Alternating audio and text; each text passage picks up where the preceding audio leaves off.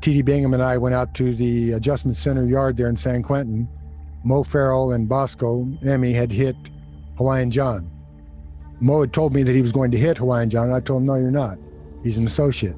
He hit him anyway. They hit him 18 times, but they didn't kill him. So as soon as they cleared TD and I for the yard, we went out to the yard. Now, you remember the yard in San Quentin Adjustment Center, the guard's shack was just up off the yard. I mean, it was no more than 12 feet off the ground. And the fences went right up underneath it. So we were in the center yard that had 3 yards, and it was right in front of death row. But they started with a shotgun, and then they would go to the Mini 14. In this case, TD and I both took 5 rounds from that shotgun in the back.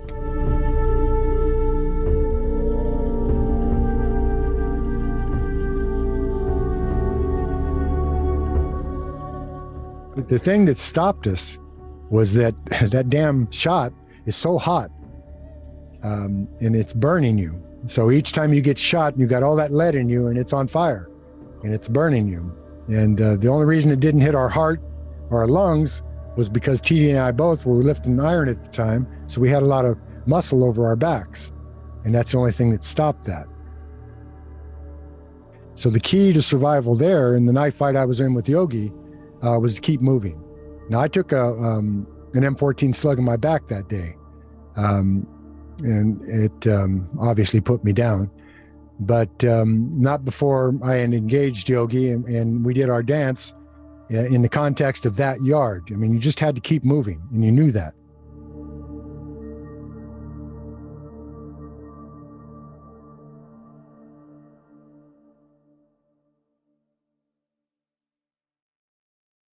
Thank you for supporting our sponsor, HelloFresh. The box has arrived, and I'm so looking forward to the bean chili and the North Indian sag paneer. So, Jen, what do you think of the quality of the ingredients? So, from looking at it, it all looks really fresh, actually. And for our busy podcasting life, I think it'll be perfect. So, Sean, what do you like about cooking your meals from scratch? Gets me off the bloody computer. Do you find cooking with HelloFresh easy and stress-free, Jen? Well, one of the menus I've been sent, you can do in under 5 minutes, which is perfect for my busy lifestyle. What have you learned with HelloFresh, Jen? That I can actually cook. How do you feel when cooking with HelloFresh, Jen? It gets me excited about cooking again. How does it help you to try new meals you've never cooked before? I was always terrible at cooking before HelloFresh, and now I can make a meal in 35 minutes. Plus 25% off the next 2 months using my code SEAN60, SHAUN 60. So click the link to get 60% off your first box. So this promo is only available until October the 3rd. After October 3rd, the promo will change, as will the link in the description box. All right, so we've had endless viewers demanding that Michael Thompson meet John Abbott on the screen, and we have made it happen. We have overcome the technological obstacles today, and here we are. And I'm just, if you've not seen John's 4 podcasts he's done with us, time in San Quentin, escaped, shootouts in California, shootouts with the Canadians, ends up in Canada prison, and then Michael's own story, 45 years inside, shot 22 times. I mean, the things these guys have both been through, and prison was different back then. Now you got the industrial prisons where people are commodities, but back then it was raw survival every single day. And I think these guys talking are going to go down some avenues we otherwise wouldn't have gone down, because they're going to relate to everything that was going on back then, especially in San Quentin. So would you like to open? I love that intro. I do. And I'm finally glad to see John on camera. I'm well aware of him. Well, unfortunately, I've just got Sean's kitchen as a backdrop. But you've set up a lovely kind of sort of man's den. You need some scalps there. You need some scalps hanging from a spear. I mean, you could see where his tech mind is, because everything that's there sort of is, we're talking the 19th century, right? Whereas I'm sort of stuck here in the late, what I didn't even know what century it is, 21st. It's somewhere around there. Yeah. Yeah. It's hard to keep up with it, John. You're right. Particularly when you think about where we come from, the idea of San Quentin. I mean, when I hit San Quentin, they were still walking the tier with a bucket of hot water and a ladle, and you stuck your cup out the bars and got your hot water. So when was that then? Well, that was mid 70s actually. And well, put it this way. Do you remember your B number? Yeah, B68010. Okay, well, mine's B76520. Yeah. So that's about 2 or 3 years, maybe difference. Yeah. Yeah. It's not bad, but yeah. And you didn't have that many people. As you recall, there was like 14,000 prisoners in the whole state of California at that time. Yeah. So we had our A numbers and then we had our B numbers, and that took decades in order for that to occur. And then with the implosion of prisons, what happened was that, now you're into double numbers. They're into AAs and BBs, but they're all the way through the alphabet twice. Oh wow! Yeah, yeah, it's amazing. Yeah. So, I mean, you wouldn't recognize the prison system now, John. Well, I saw one video of the gym at San Quentin. Now I can remember the gym being great big open space. People could play basketball. There was a weight pit. Guys could, there was a boxing ring in the corner. Yeah. But nowadays, I think it's just triple bunk beds back to back, basically. Well, they eliminated that. Oh, they did? They did away with the bunk beds back to back. And they built 33 new prisons. And it's become a real industry. And then that doesn't include the private prisons that GEO put up. And interestingly enough, when you were at San Quentin, John Campbell was one of the administrators, and John Campbell is now the CEO of GEO, running the private prisons. Wow. Yeah. So it's a real industry, and a lot of money involved, a lot of politics involved. The politics that you and I incurred in San Quentin in the 70s, nothing like what exists today. Nothing. Back then, Captain's Porch. Remember the Captain's Porch? Yeah. Okay. If you saw the warden walking the grounds, the prison grounds, usually he was over on the captain's porch, but you didn't hesitate to walk up to the warden and talk to him. You can't even do that with a lieutenant now. Is that right?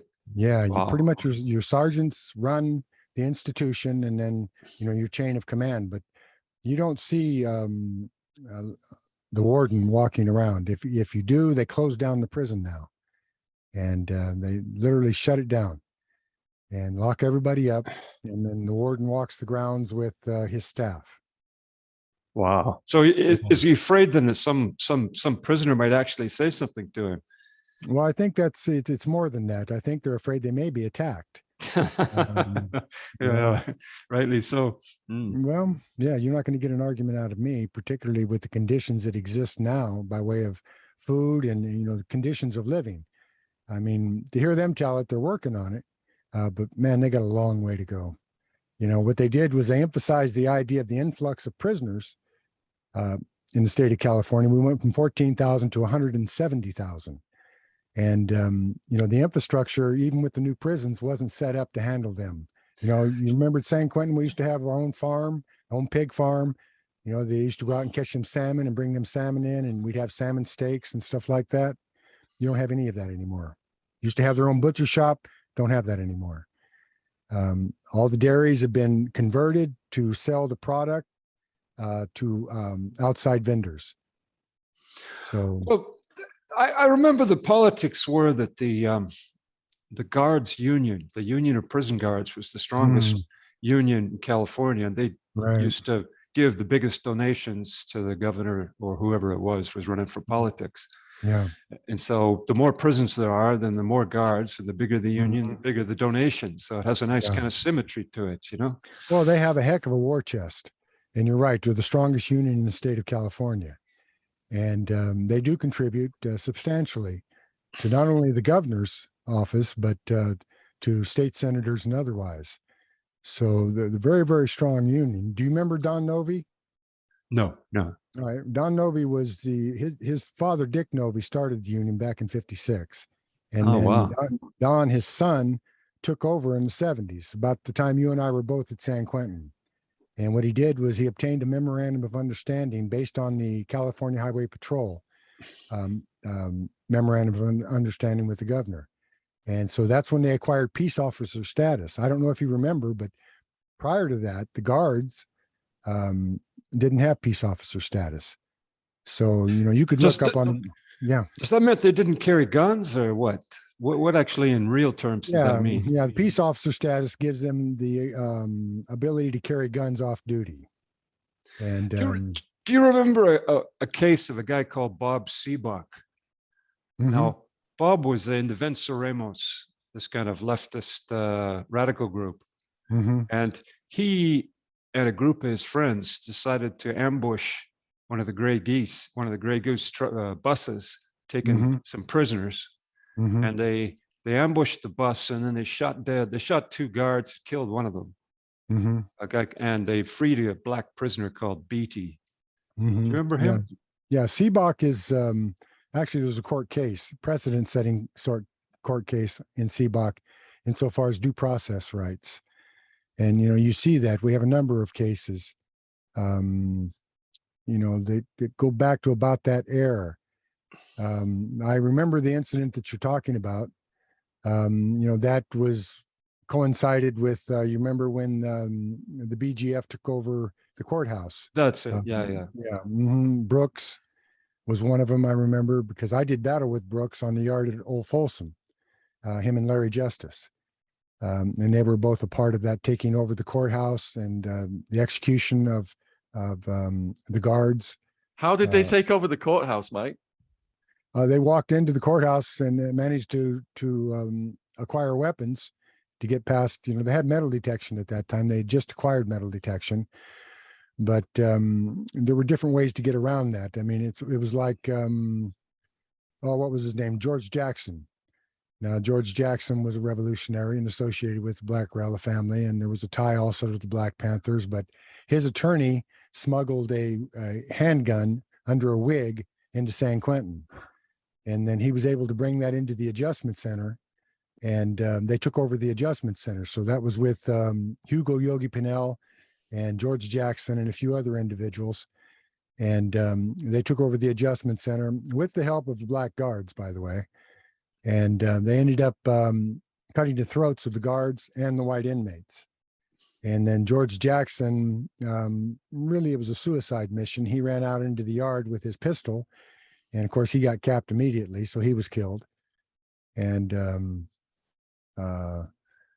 then Yogi was sent to Old Folsom. And that's actually where I met Yogi. I was at Old Folsom at the time.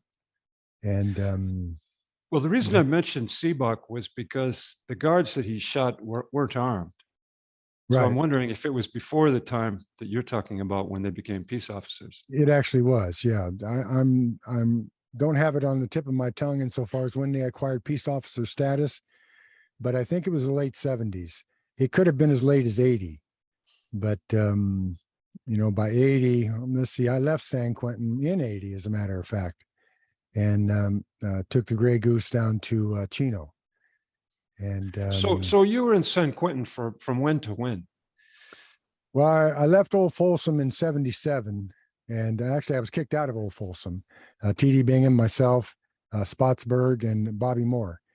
And we'd gotten into an altercation with the Black Guerrilla family on the yard. So the havoc was such that they essentially kicked us out of Folsom. So they put the 4 of us in a convoy and ran us down to San Quentin sometime in 77, I believe. So we got there, and TD and I went into the adjustment center, and Bobby and Spots went over to East Block. And yeah. The reason I mentioned it is that's exactly the time I was in San Quentin, from about 78, 79, 80. Yeah, we were there together. So yeah, I was East Block Bayside, 5th tier. Okay. East Block Bayside was where you would have seen Bobby and Spots both. Now, we pulled them eventually over to the adjustment center. But at that time in the adjustment center, I don't know if you remember Mo Farrell, he was Emmy. And you had Bosco and a few other Emmy members over there. But Harpo and Jerry were there. Jerry Hendershot and Harper was his last name. They called him Harpo. They were in the adjustment center, but they were brand. And the only brand we had on the yard main line at that time, I think, was Rick Turflinger. And so Rick was out there. And of course, Doug the Thug was out there, and Rotten Richard. I think you said in one of your podcasts that the Hells Angels kind of had sort of dual status in the AB. Is that right? Yeah. Yeah. What happened was that when some members of the Hells Angels would come into prison, like San Quentin or Old Folsom, depending on their status within the red and white, they would essentially adopt the Aryan Brotherhood status. In other words, they were members of the Aryan Brotherhood. And, I've been trying to think of the brother's name. He was a big old boy, weighed over 400 pounds. Now he was HA. And when he would come in, then he would adopt the Aryan Brotherhood status. So, there was a give and take relative to that. The biggest problem that you had with the brand back in those days was that the minute a member paroled, you just kind of like took off that coat, if you will, of AB and put on an HA patch or another type of patch, but typically it was an HA patch. And because they were there locally, you had the Oakland chapter at that time. You still have the Oakland chapter, but I think Rotten Richard was in the adjustment center there with us, and he ran. I think he was president of the Oakland chapter at that time. But, well, the thing I was wondering was, at that time when I was there, if you were identified as AB, you were just bagged up usually and sent to the adjustment center. Yeah, that's pretty much always the case. Yeah, so that's why, particularly at that time, no one wore the shamrock for that reason. Because if you were validated or identified as a brand member, then, like you say, you were gaffled up and you were put in a hole because they didn't want you on the main line. At that time, particularly between the adjustment center, which was the overflow for the shelf at that time, and it may still be, I don't know, but I would put CB radios like an East Block, and I had the main unit in the hole with me so that I can communicate with individuals out there on the main line. So, you had a number of things going back then, as you will probably recall, when they took somebody off the shelf and say they were taking them to New Miller Hospital, which was quite a walk. All you heard was dead man walking. And the instruction is that everybody had to turn away and turn their back to that individual walking as he was escorted in leg irons and handcuffs and waist chains to New Miller Hospital. So, but I think San Quentin is now level 2. Well, it's parole violators, isn't it? Something like that. Something along those lines, which essentially makes it a level 2. And I think Old Folsom now is a level 3. They're old prisons. And so they don't have the security that the new prisons have. And so they use them for a lesser custody prisoner now. Back in our day, that was the big house. San Quentin was the big house and Old Folsom was the big house. And well, they certainly looked like it. Yeah. Yeah. I actually only went to Old Folsom for one night, and it was creepy. It was like old men coughing their lungs out. Yeah. And noises and yeah. I remember when that feeling. Oh yeah. Yeah. And I hear what you're saying, because when they took me to Old Folsom, I was convoyed up from Tracy. I'd been in a few altercations down there, and I got to Old Folsom, and they took me through the big old black strap iron gate in the front there, and they had the gunner up on top. And the first thing he told me, he says, "Boy, we shoot people around here." And I just looked at him. So as I was walking across the yard, they were taking me to the hole. I was the youngest person there. And as I walked across the yard, all I saw were gray heads. Yeah. Nothing but gray heads. And for a youngster like me, I was in my 20s, and I'm walking across this yard, and I've got all these old convicts turning and looking at me and talking about, looks like you got yourself in a fix, boy. Or it looks like you got yourself in a fix, youngster. Youngster was the common term. and certainly applied to me from these cats that were in their 50s and 60s and 70s. Yeah, Folsom was different. I did time in the hole in San Quentin, which was no big thing, really. I mean, you had your strip cells and everything else, but I actually did time in the dungeon at Old Folsom, and that was the old black strap iron doors, and they could block out all light, and did, and all you had was a hole in the floor. San Quentin wasn't that primitive. Yeah. I mean, they had their cells, but I don't know if you remember the size of your cell, but I could take my elbow and put it on one wall and then reach my arm out the other way and touch the wall on the other side. Yeah. That's Just how enough narrow past it was. to get by on the bunks. I got a question for you about. After I had an altercation in the library in San Quentin, I ended up in North Block in punitive seg. Yeah. And I got to tell you, it was an absolute madhouse. I mean, the guys were screaming and shouting at each other like madmen, Mm-hmm. Yo, mother Peckerwood, and someone else and he's screaming, you fucking baboon, and then I'll kill you. And they're going on and on and on. And pretty soon the doors start banging in the frames, and guys lighting the toilet paper on fire and jamming the toilets, and water's overflowing the tier. And I just thought to myself, these guys, how are you going to live and do time like this with all this going on day in, day out? You tell me how it was, because I mean, I just thought to myself, this is just bedlam. It's a madhouse.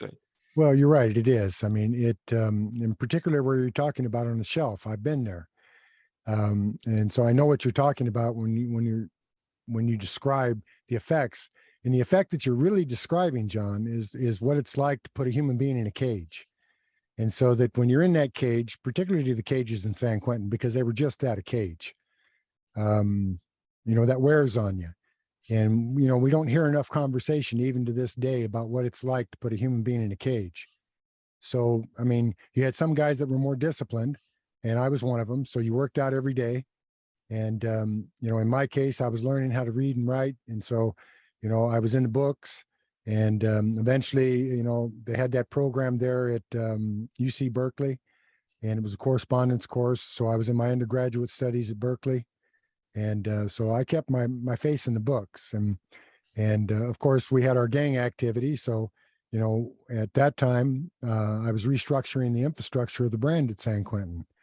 So it was about communications. So as the brand ran all the job programs in San Quentin. So we assigned clerks to different areas, and if I needed to meet with somebody, I would have them duck at me off the shelf to the X-ray laboratory in New Miller Hospital.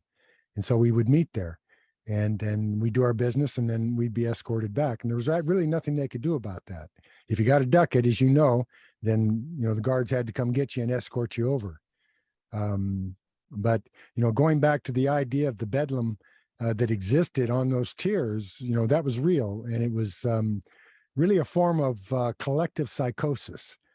I've coined the term in earlier years, Pincosis, and that's where you take the penitentiary and psychosis and you merge the two as a result of a human being being in a cage.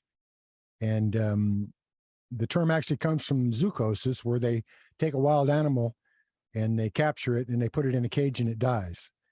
And the thing we need to remember, even as human beings, and even though we've been blessed with those 4 layers of the brain and cognitive ability, is that it still impacts upon you being in that cage. And well, I mean, sometimes guys would say, rest your neck. The gates are not open and you're not going to kill anyone, right? Just dummy up, right? Well, yeah. But the voices of reason were few and far between. That's true. Yeah. So it was sort of a venting process. You got guys that talk out the side of their neck all day long. And, I don't know if you remember the term jawjacker, but, I've reinvented that term in recent years in my writings and otherwise, so that people begin to understand what a jawjacker is. It's not just somebody that talks out the side of their neck, but it's somebody that just jacks their jaw because they need to. We used to call it selling wolf tickets, Yeah. I've heard a few wolf tickets over the years, and we call them cell warriors. They're selling wolf tickets. And we've all got the terminology relative to, how to shut somebody down in that. I mean, you used to hear people go back and forth, talking to each other, and it was a release actually for them. Some people. I got to say something. That actually, I used to listen to it. I used to sit and listen to them because you had nothing else to do. It was basically the entertainment we had. Yeah. And I got the feeling that the blacks were basically a bit more intelligent and a bit better at it than the whites were, right? Very much so. I mean, yeah. The whites would just come off with straight up abuse, but the blacks would like spin little stories where they didn't really make it. Yeah, no, they had it down. And, that's that being streetwise. Yeah. Growing up in the inner city. And, you're right. I mean, the blacks had their Mac in place, so they could Mac all day long. And it was rare to find the white boy that could stay up with them, relative to that talk, that Mac. Yeah. There were a few, Ronnie Harper was one of them. He would stay with them all day long and typically shut them down. But again, that was their way of actually coping with where they were at. Right. Releasing that stress to some extent. And you had people, I mean, you may not have, but I've had people, I've watched them hang themselves. I've watched them cut their own throats because they couldn't deal with the cell. Yeah. And the time that we were doing in the cells, during that, I mean, you were in East Block initially and you went to North Block, but you were Bayside East Block. So you had all those windows and they were all broken out so that you could get air. Yeah. See, and during the winter, we used to smuggle wood in from the warehouse and build little fires in front of our cell to keep warm. I mean, I had a pipe, as a matter of fact, this pipe right here, this pipe's name is Stove. And I had that with me. And what I would do is that I would, back then, remember they supplied tobacco to us? Yeah. We used to get Bull those Durham. pouches. That's right. Bull And Durham. I used to pack a stove here with tobacco and I'd get it glowing just red hot and I'd wrap my hands around it and that would keep me warm. And that's one of the, methods that I used. I mean, in addition to building fires in front of my cell, that didn't please the guards because where you were at and where I was at, they had that catwalk out in front of the cells. So they'd walk with their M14s on that catwalk and, they'd tell you, put the fire out and, what the response was. You want the fire out, you put the fire out, but the guards typically back then weren't going to come on the tier. No. To facilitate that. Well, I mean, guys would just be throwing cups of shit and piss on them if they did. So they get gas. That's right. Yeah. It's one of the things that I never engaged in was gassing. I don't believe in it. It's like, I don't care what your thinking is about another man. I'm not going to spit on him. I'm not going to throw caustic materials like urine or feces on him. There's no respect in that. I would never do something like that. I actually received write-ups for it, but that was during riots that we had back in Old Folsom, where they just, the burning that you're talking about and the flooding and everything else, and they would just write everybody up. They wouldn't even come on the tier. They just would go down the ledger and you get a write-up. And, but I actually never engaged in that activity. But you're right. It went on a lot. Well, I could never see the point because we were in a powerless position. That's and right. there's so many different ways that they could get theirs on us that needlessly provoking them was pointless and just dangerous, right? Yeah. I've got a question for you, and this is something that I don't understand. In your second podcast, it talked about going man on man, mano a mano in knife fights with Hugo Pinel and different people. And this is on the yard. Now, what I'm wondering is if you both want to be there, if you both choose to be there, why not choose a quiet place, some place where you can work it out with nobody watching and nobody interrupting the program?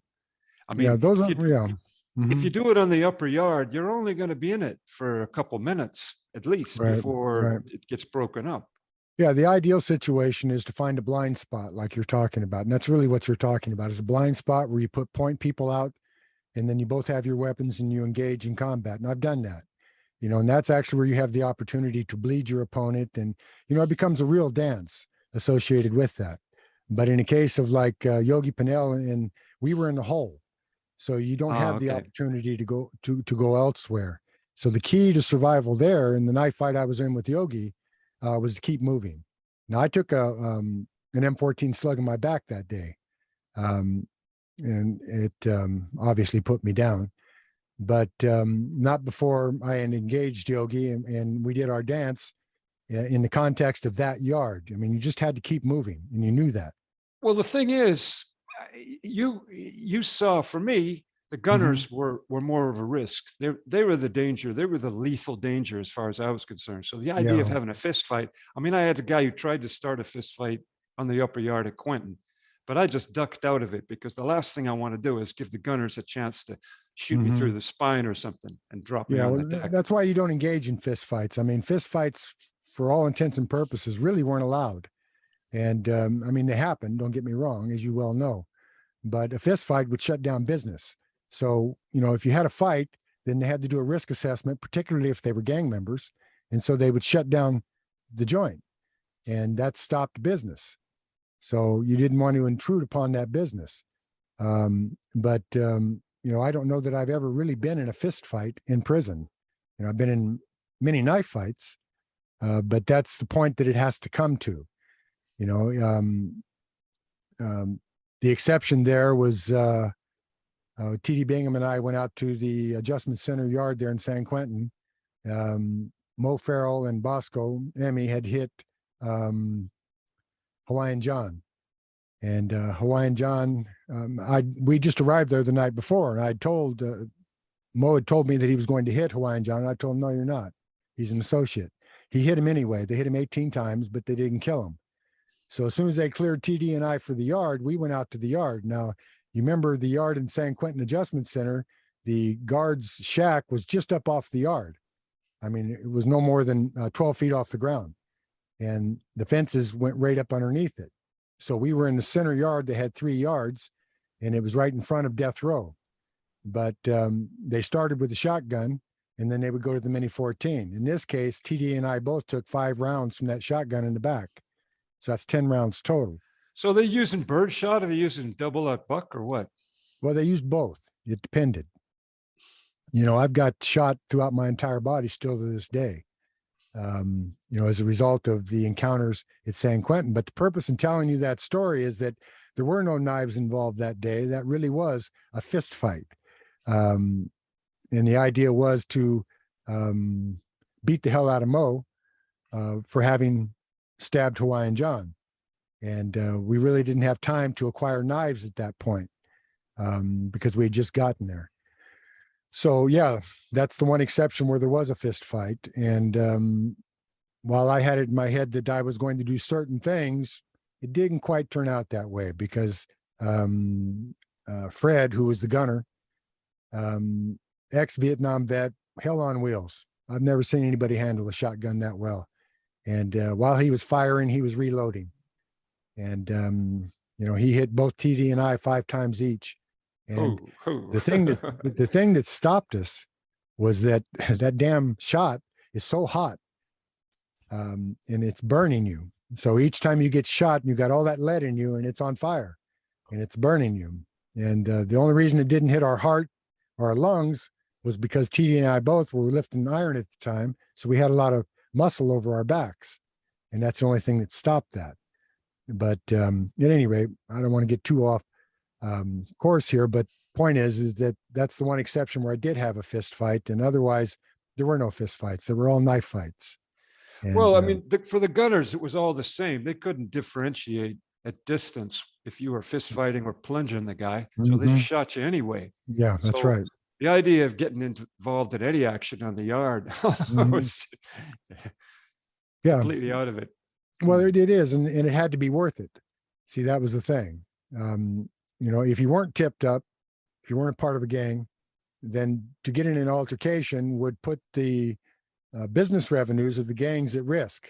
So that if you got into an altercation without permission of the gang, that could put you in trouble in and of itself. Yeah, well, you're saying that about resources and the rest of it, but I seem to remember that the AB and the AB wannabes would just go out and stab whatever black they thought was in the BGF, and then there'd be a retaliation and then a counter retaliation. I mean, surely that's got to be bad for business too. You're probably seen that way, but you want to remember that within the adjustment center at that time, it's like when we arrived from Old Folsom. I don't know if you remember Tahari. Tahari was BGF, and he was there in the adjustment center, and he was one of the lieutenants of the BGF. So when we arrived there, their goal was to get to us. They were enemies. So they would cut the bars out of their cell. And when they would escort us in off the yard, you know, you were cuffed behind your back, and then you came onto the tier, and they would come out of their cell in an attempt to kill us on the tier. So it wasn't so much a kill on sight. It was the opportunity that presented itself. Now, I had situations where I had an individual coming out of his cell. The guards ran off the tier. I went to a designated cell, had the handcuffs removed, was given a knife, and went down to deal with the situation. You know, in this one particular case, the damn idiot got stuck in the bars. He didn't cut out enough bars, so he got stuck. And you know, I wasn't going to hurt him. I just pushed him back in and took his knife away from him. He had a big old bone crusher. But you know, so the idea of just going out and stabbing somebody, it didn't really happen like that, because for the most part, they had the yard segregated. So center yard was Mexican Mafia, Aryan Brotherhood, and then the far yard was BGF, Black Panthers, Texas Syndicate, Nuestra Familia, and then the first yard were your regs.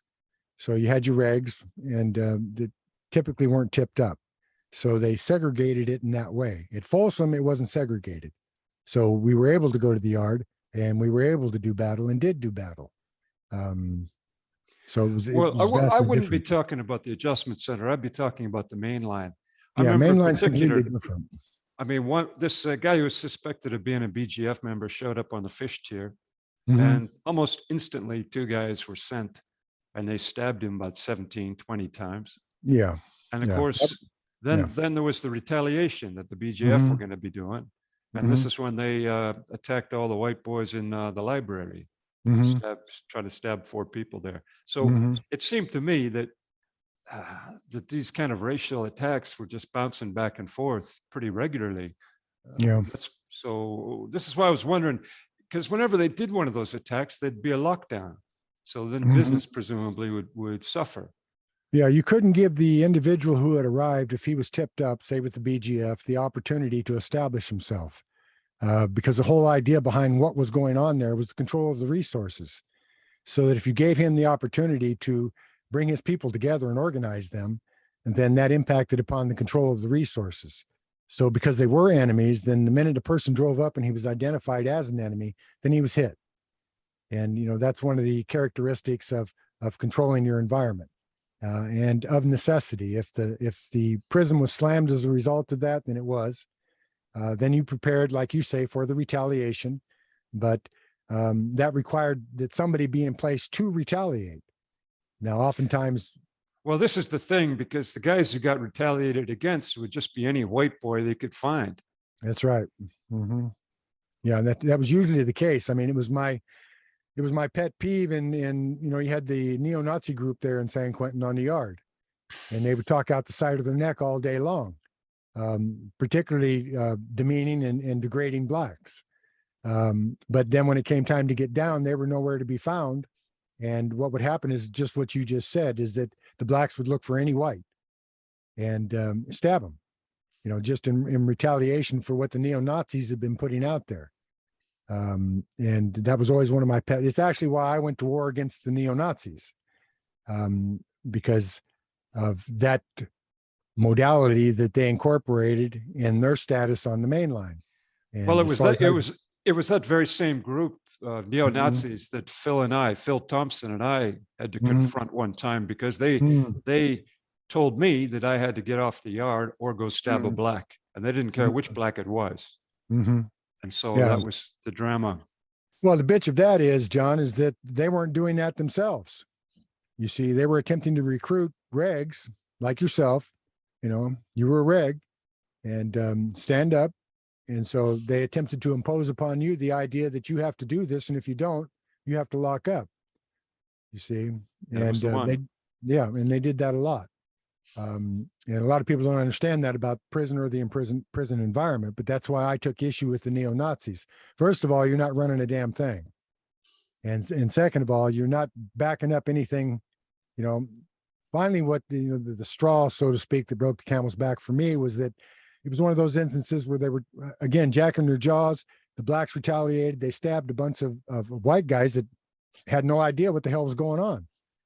And so then I took issue with the neo-Nazis and I attacked them, and effectively.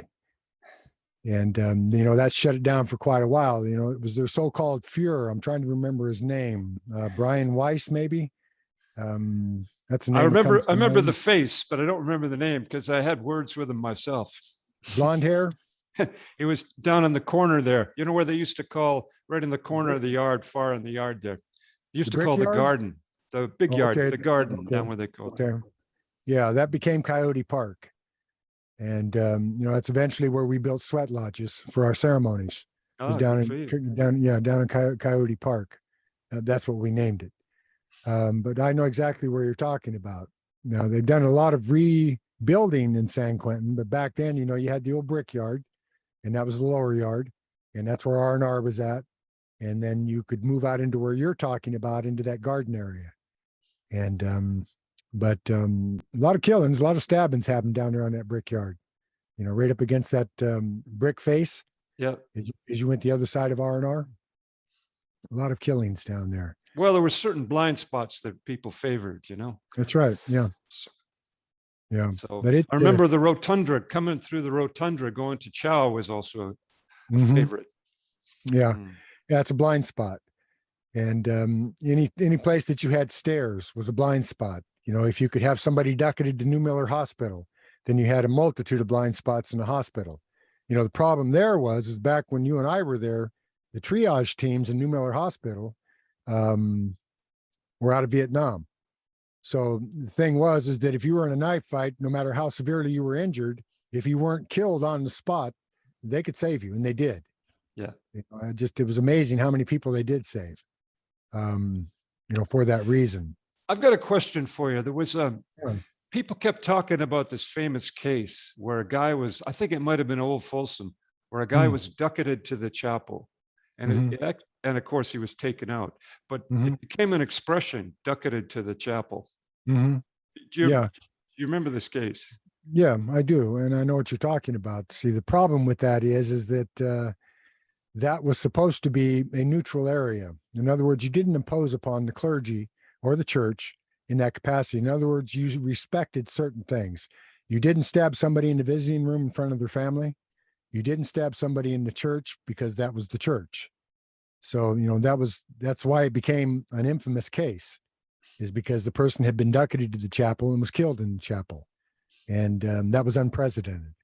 And to my understanding, it never happened again. But the term held. Which group was involved in that one? I think that had to do with, matter of fact, I do think that was the brand, because you had Dennis Murphy, who was on the line there, and they called him Irish Murphy.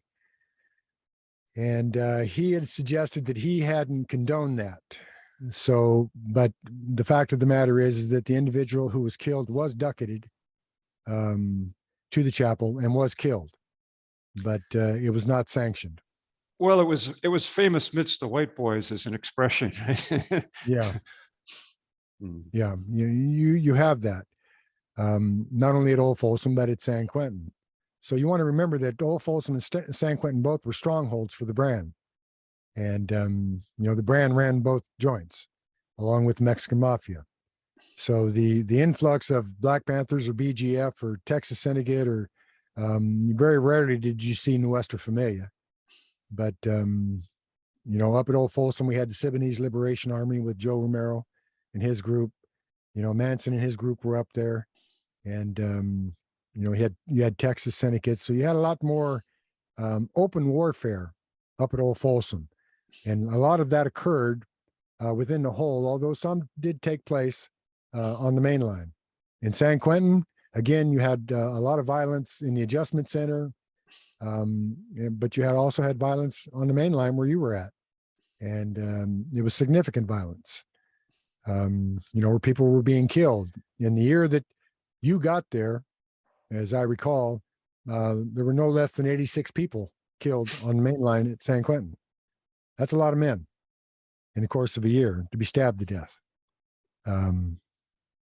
So it was. Well, like I said, I saw the biggest black I've ever seen, muscular guy come out of North Block, just bleeding out on the gurney. Huge guy, absolutely monstrous. And they got him when he's bench pressing. So, yeah. Right. That was a standard ploy, was to hit somebody while they were on the bench press. I've seen that a number of times. That wasn't the reason they took the iron away from us. But we had, in the adjustment center there, we had what we called the 500 club. So, each group used the weight pile as they rotated into each yard. So the most they would let, you may remember, we had pig iron. So loose iron. Yeah. Well, this was actually inside the adjustment center. It was welded. So they'd make one bar that held 320 pounds. And then they had the largest dumbbells were 100 pounds. So, you could take and tie those dumbbells onto that 320 pounds and you had 520 pounds. And I mean, the bar would literally bend because it was pig iron. We've got a free podcast today, Jen. You all right to grab the Magic Mind drink? 2 secs.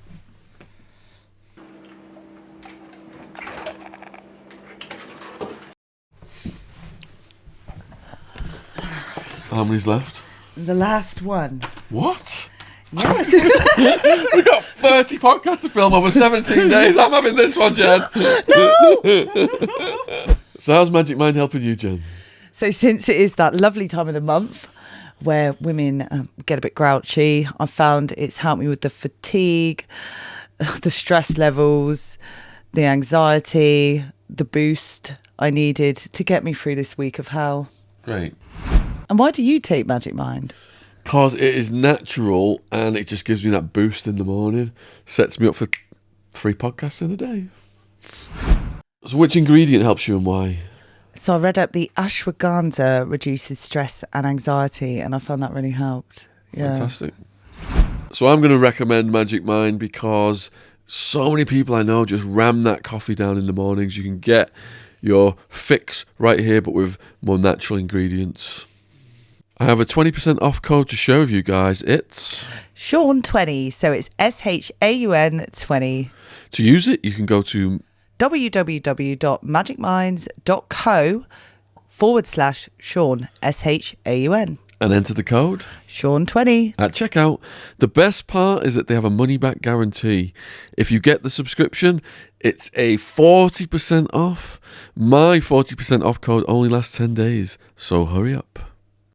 But there was 3 of us that could lift that. T.D. Bingham, Dirty Red, and myself.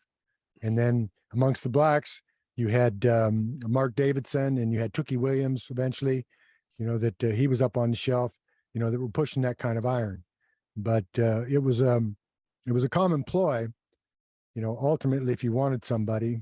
I mean, I saw many a man bashed in the head with dumbbells to kill him. And then some that were just, when they get up underneath that kind of weight, when they brought the weight down to their chest, well, that just pinned them to the bench, and then they'd be taken out. Well, and their heart would be straining so much, the blood would just be pumping out of them when they got poked, right? So, it's a gruesome thing to watch. I mean, what isn't talked about enough, I think, John, in that context is the impact that has upon the individual, having seen things like that. I mean, it's being exposed essentially to combat. And, that combat fatigue, whether you're engaged in that combat or not, does impact upon you. These are memories. I mean, you yourself remember it. Just now, as you were describing it, you were able to do so vividly. Yeah. The idea of the blood pumping out of that individual, and that stays with you, and it has an impact upon you. It's traumatic. But we don't hear enough talk about that. What the trauma of prison actually does to an individual. You look pretty much intact. You look healthy. You look like you take care of yourself. But I wonder, do you suffer from trauma? Well, the difference is, I mean, I didn't spend decades inside. I didn't, I was the total of my incarceration might have been 11 years. So it didn't have enough time, really, I suppose, to, To impact upon you that way. Yeah. Well, I think it's cumulative, isn't it? I mean, yes, it is cumulative. You're right. When you first see things, it's brand new and it's the new world, and you're just kind of looking, and But then as it gets closer and closer, and I think it builds on you. So. Well, it does. 11 years is a long time, but I hold the opinion that whether you spend one day locked up in a cage or 45 years, it has the same impact. Some people can spend one day and never get over it. It depends on how much of an internal world you have inside your head. It does. You see, I think a lot of guys that go to prison don't have much of an internal world in their head. They live on the outside. The outside is where they are. And so being in prison is it's a torture for them. It's really hard. It's impacting on them.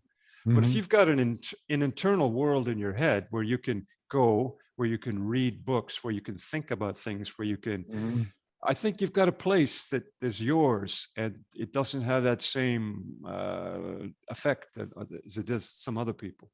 I agree with you, but that's a rare situation. You on the surface, it all looks the same. Everybody's looking for books to read. Everybody's looking to play cards or to play dominoes. And oftentimes they'll do that. Back in the day that we're talking about, everybody was single cell. Yeah. So, you didn't have a cellie in there that you could play cards with or otherwise. So you had people who played chess games on the tier, and you could hear people calling out the numbers for the chess moves, relative to that. Eventually they gave us those 8-track players, where you could listen to music, and then that became an issue, insofar as the loudness of that. But some people use those mechanisms, whether it's books or music or art. A lot of people became artists, amazing artists, associated with that, because that's how they used their time. So that was their comfort zone. That was their safe place relative to that. But the very idea of being locked in that cage, day in and day out, I think impacts upon every human being to some degree. I don't think any of us. Well, I got to say, it makes it so that I don't mind living in small places. Okay. Yeah. Man, I hear you. I don't need a big house, right? Yeah. Actually, I don't want a big house. You see, it's too much space to take in. Yeah. I could walk out onto the adjustment center, for instance, in San Quentin, or the whole yard in Old Folsom, and the mind develops a virtual reality. Once you step out there and you take everything in, you know where everything's at. So the brain doesn't have to do that again. So interestingly enough, when you walk out there the next time, if anything's out of place, you see it immediately. Yeah. You see, and that's true, whether you're walking the tier or otherwise. Do you remember they made a movie at Old Folsom called Lickety Split, I think it was, or something like that, about a guy running. Mile. Yeah, Jericho that's Mile. It. Miracle Mile. That's it. They called the fellow Jericho Mile. That's it. That's right. Yeah. Were you there when they did that? Because a friend of mine who was up, Phil Thompson, he was up at Old Folsom. He said the yard's so small, there's just no way you could film anybody running a mile there. So I was curious about that. Well, they actually built a track. It was one of the things that the production company had to concede to, that if they wanted to film this movie in Old Folsom, that they actually had to build a track for them to run on, and they did. And so, the blessing in that, if you will, was that a track came to Old Folsom, and then the prisoners were able to start using that as any other person would use it for a track to run it. Most people just walked it.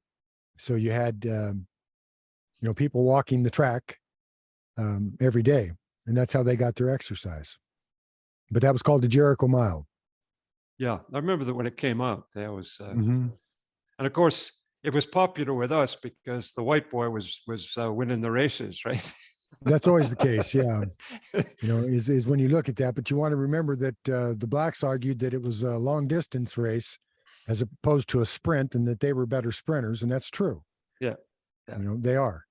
And but yeah, it's interesting when you get into the subtleties of prison and the prison environment and the politics associated with that and the competitiveness.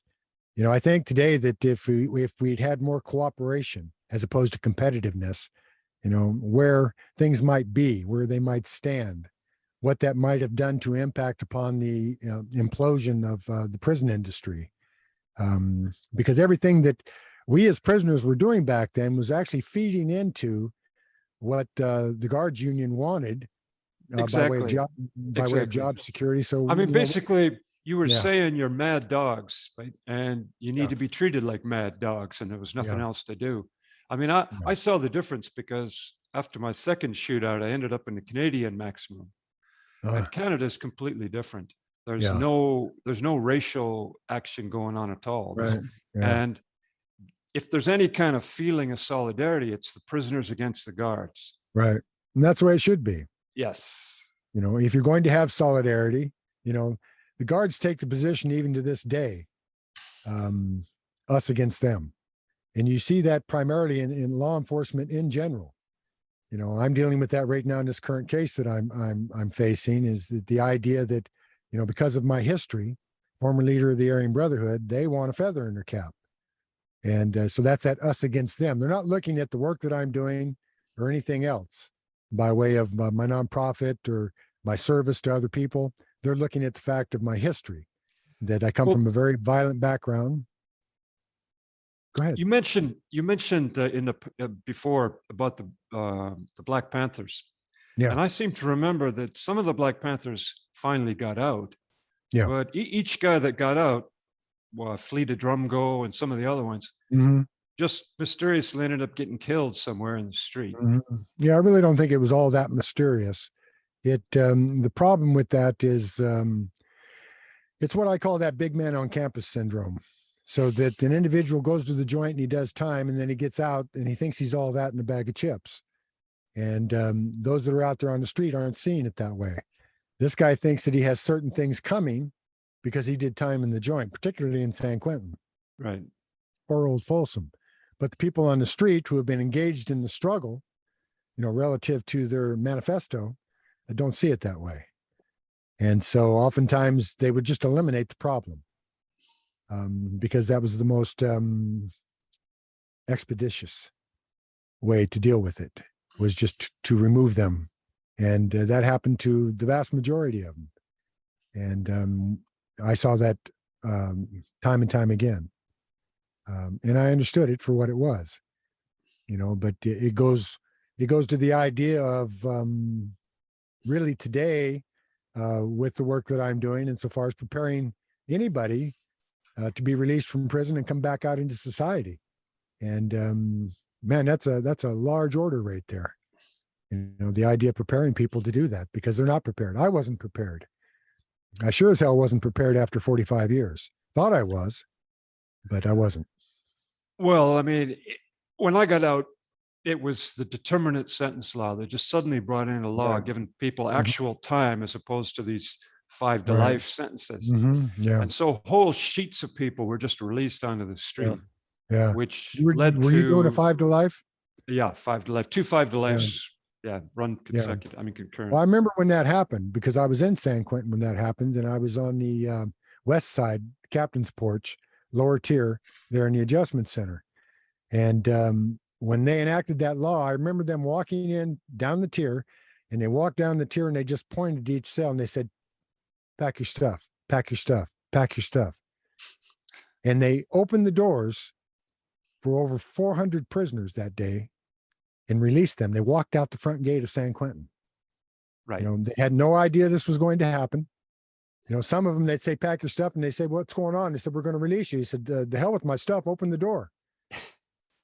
They left everything behind. They didn't want any of it. They wanted out. And actually, I enjoyed that day, seeing that happen.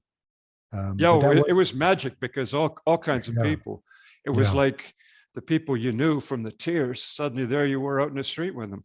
That's right. Yeah, yeah. Because I remember, I think I know it was myself and maybe one other individual was left on the entire tier. And all these doors are open, and it's like, are you kidding?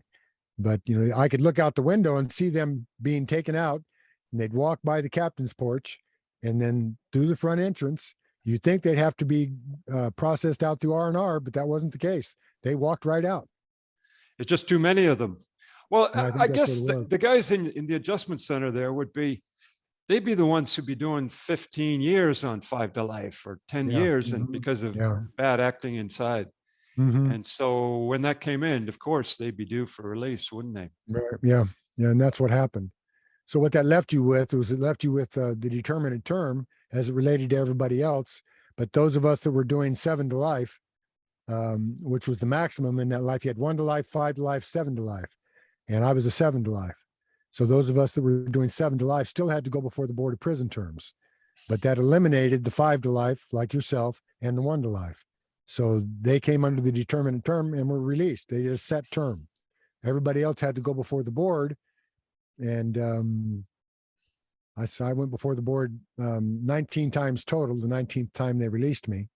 But the 18 previous times were hell on wheels. I'm sitting here right now trying to remember the warden back then. And it doesn't come to mind, but he eventually became chairman of the board. And he was tough. He was tough. I mean, what we used to do is they'd set up a board hearing for us and we'd go right the other side of the captain's porch there into a hearing room, and the board would be sitting there. And the vast majority of us, you had your ID card. And so we just walk in and we toss our ID card on the table and turn around and walk out because we knew we had nothing coming, Wow. and, but the one exception when they changed that was there was a youngster, I can't remember his name right now either. I guess too many blows to the head insofar as my memory, but he went into the board hearing there in San Quentin and he went over the desk. He went over the table on the board members and stabbed him. And so that kind of changed how we then went before the board.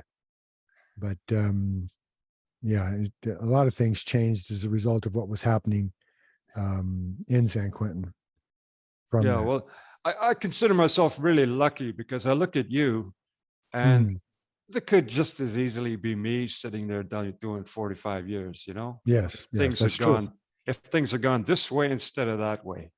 Yeah. And it's not a subtle distinction because you're absolutely correct. I mean, just one incident could have altered the entire course of your incarceration where you were spending the rest of your life in prison. Yeah. And it didn't take much. So you had to be on your toes, and obviously you were. There was a famous, do you remember, there was a fellow Napoleon, and he said, I don't care if a general's brave and I don't care if he's smart. Just give me one who's lucky. Yeah. Yeah. I'm not so sure that I believe in luck. I mean, I guess it depends on the context.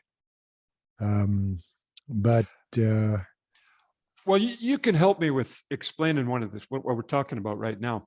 Okay. In my first podcast, I talked about this AB member who confronted me when I was at Sierra Conservation Center. Oh, yeah. Now, I called him Stormer, but that wasn't his name. I don't know what his name is, but you might be able to put a name to this fella because he had a swastika right here on his cheekbone. And he'd been the either light heavyweight champion or middleweight champion boxer at Vacaville. And he just taken these black guys to pieces boxing in the ring. So I was wondering if you knew what his name was. The heavyweight champion at San Quentin at that time was Spots Berg. And Spots had, I don't remember a swastika on his cheek, but he had a flat nose, broken in the ring. And he had hands. I mean, he could go from the shoulder. And he's the only one I know of in that context. Stormer doesn't ring a bell. Well, no, I made the name up because I couldn't remember what his name was. Well, I just made it up. Yeah, it sounds to me like it was probably Spots. And like I said, Spots was a light heavyweight and eventually took the heavyweight title there at San Quentin. And he was Bran. And Bobby Moore was a boxer too.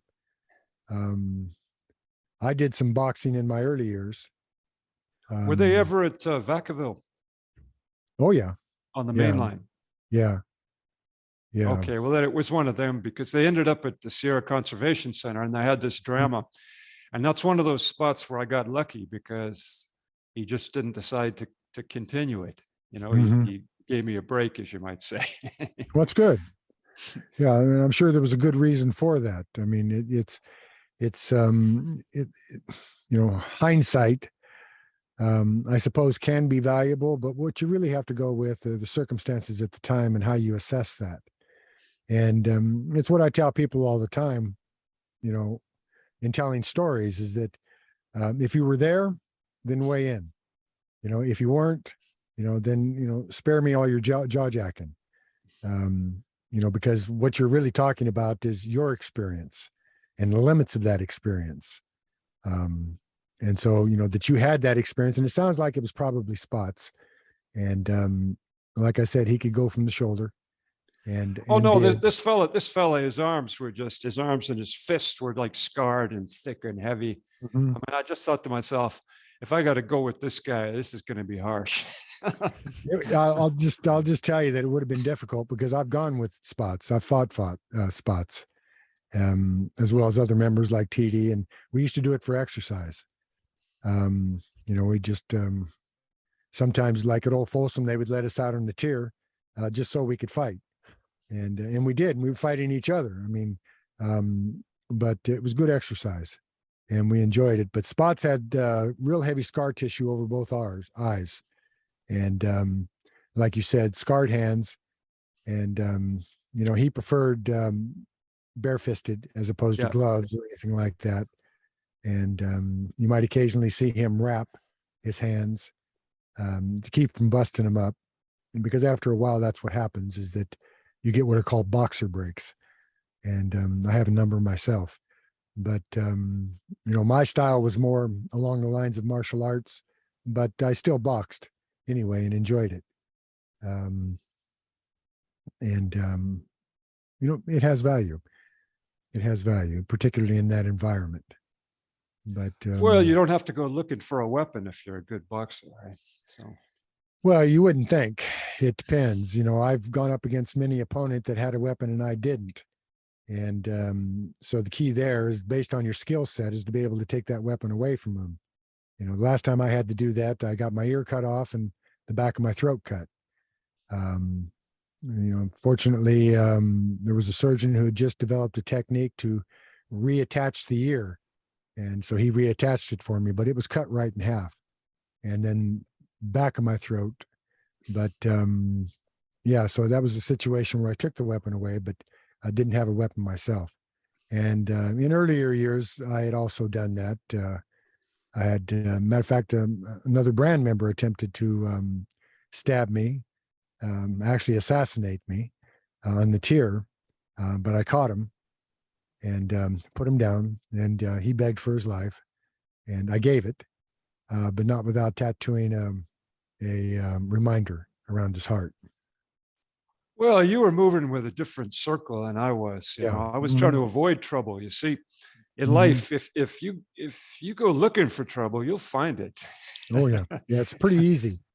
There's always somebody there that will take you up on it, depending on the circumstances. And that's the idea of competition. You see, what you're really talking about is that you sought to cooperate, towards your own aims, your own goals, to do your own time, and to stay out of the mix. And that was extremely intelligent on your part.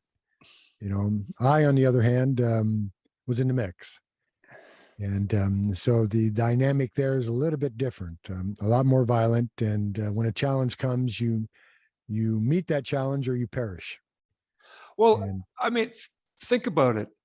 Going up against a guy with a knife in the adjustment center yard, and then having the gunner shooting also. I mean, that's more extreme than the Roman gladiatorial games. I mean, in Rome, that would be like if the audience could shoot at you with bows and arrows at the same time as you're fighting with your opponent. I mean, it's just absolute madness. It is. It's one of the factors that you take into consideration, because like I said, the gunner was just 12 feet off the ground.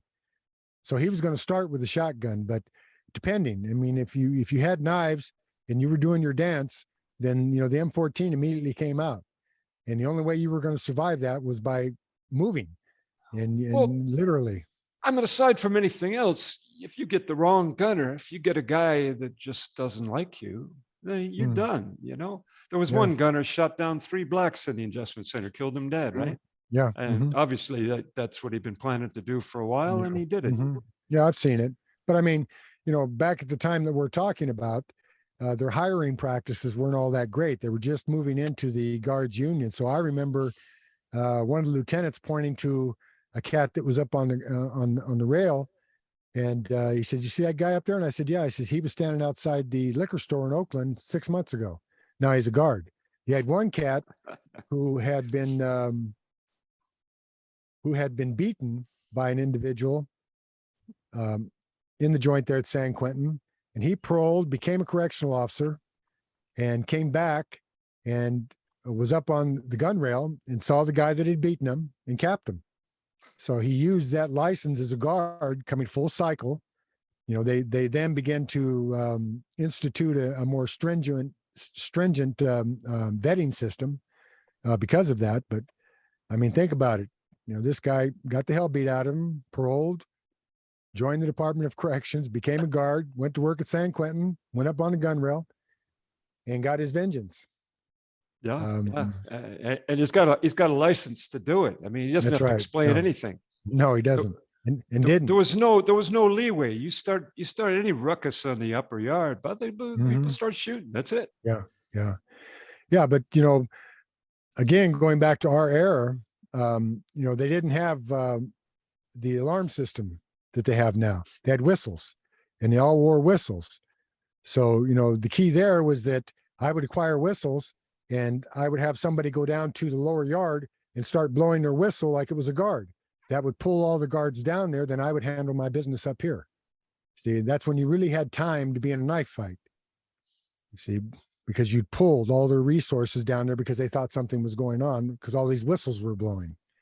You know, then eventually they got rid of the whistle, although they continued to carry the whistle for years. But then they started with the walkie-talkies, and so they had radios that they could call each other on, and then started wearing the mic up on their shoulder so that they could connect to each other. And in San Quentin, no, there's so many shadowy stairwells and side views and down tiers, and there was all kinds of blind spots all over the place. And, you know, the guards, I don't even think they seriously bothered. That guy would just sit up on the gun rail with some comic book, and you know, whatever was going on, you know. Yeah, I've seen it happen. Yeah, they used to take the attitude that they contained the perimeter. In other words, their priority was to protect the public, so you couldn't escape. But when it went on inside the prison, they very rarely had anything to do with that. You know, if they were compelled through just the sheer necessity of a circumstance like a riot to start busting caps, then they would. But typically, if there was a knife fight, unless it was in the adjustment center or up on the shelf, you know, they let happen what was going to happen. And because they knew the outcome, and interestingly enough, really didn't want to get involved, you know, because that might bring pressure on them. You know, well, it's paperwork. I mean, you got to do the paperwork if you're in any way involved. There's that too, yeah. But you had a lot of guards that joined the brand, for instance. So we had guards that worked for us. You know, the blacks had guards that worked for them. I mean, that's how they took over the adjustment center. Is that you know, the guards in the adjustment center, the black guards, you know, in cooperation with George Jackson and Yogi Pinnell and others. But so, you know, it was a much different time. And, you know, I don't know if you were there when they first started to allow women to work at San Quentin. I don't remember any women. Yeah. I remember too, when they first brought them. And I remember a lieutenant, a female lieutenant, came by and tried to get me to check into PC because the Black Guerrilla family tried to stab me in the library. And she was going on about how I really wanted to check into PC, and I was saying I really don't want to check into PC. Yeah, but that was her obligation. I mean, she had to do that, and I probably know her or knew her. If it's the woman I'm thinking of, given the time that we're talking about, she was one of the few women that worked the joint, and she eventually became the director of corrections. Oh, really? Yeah. Yeah. She married a captain there at San Quentin, and went on to become quite successful. Tough gal too. Well, Tough you'd have gal. to be. You'd have to Yeah, be. yeah. I'm trying to, again, I'm trying to remember names, and it's not happening for me. So somewhere in this data bank I call a brain, these memories are somewhat scattered. I suppose given time, I could, I don't know that their names are important. I mean, we both know who we're talking about, as the audience may not, but I don't know that that's relevant, that they need a name associated with that. I think it's just, Well, I it's, mean, your memory filters stuff out. I mean, it's filtering all the time. So mhm. if it's not essential, for example, for me, I don't remember names very well over years. Years pass by, that names pass by, but I can remember violence. I can remember what happened almost blow by blow. So it must be something instinctual that I think so. Yeah. you remember violence because it impacts on your survival like an animal. And Yeah. so it teaches you something. It should teach you. Each incident should be teaching you something. It's a characteristic of adaptation. All animals use it. It's people misquote Darwin all the time insofar as the strongest will survive. It's not that at all. What he said was that species that is best able to adapt to its environment will survive. So it's really a matter of adaptation, and that's what you're talking about, is adaptation, to adapt to that, to take in what you've observed for the purposes of adapting to that and not getting in a wreck yourself. Hope you're enjoying the podcast. There's a word from our sponsor, Rocket Money, formerly Truebill. If you're missing your credit card payments or you need to make a budget, you need our favorite financial app, Rocket Money, formerly Truebill. So why did Truebill change its name to Rocket Money? I'll tell you what I heard. Truebill, now backed by Rocket Companies, has grown from a bill management app into a full-on personal finance empowerment tool that helps over 3.4 million people with budgeting, lowering bills, cancelling subscriptions, and more, saving each of their members on average $700 a year. And with all that growth comes the next evolution in Truebill's story, a new name. Bottom line, Rocket Money is everything I've loved about Truebill, but with a fresh look and feel. Start cancelling your unused subscriptions and save money at rocketmoney.com/Sean, SHAUN. That's rocketmoney.com/Sean, SHAUN. Or download the app from the Apple App Store or Google Play Store. Thank you for supporting our sponsor, Rocket Money. Link will be in the description box if you're watching on YouTube. And that's important to your survival, because prison is about survival. Well, it was particularly important for me because I started out as like a college kid nerd, and then it ended up in California in CDC. So when you talk adaptation, it was a serious process. Yeah, I get it. I was new to the system myself. I mean, you'll recognize the term. I was a fish, and a real fish.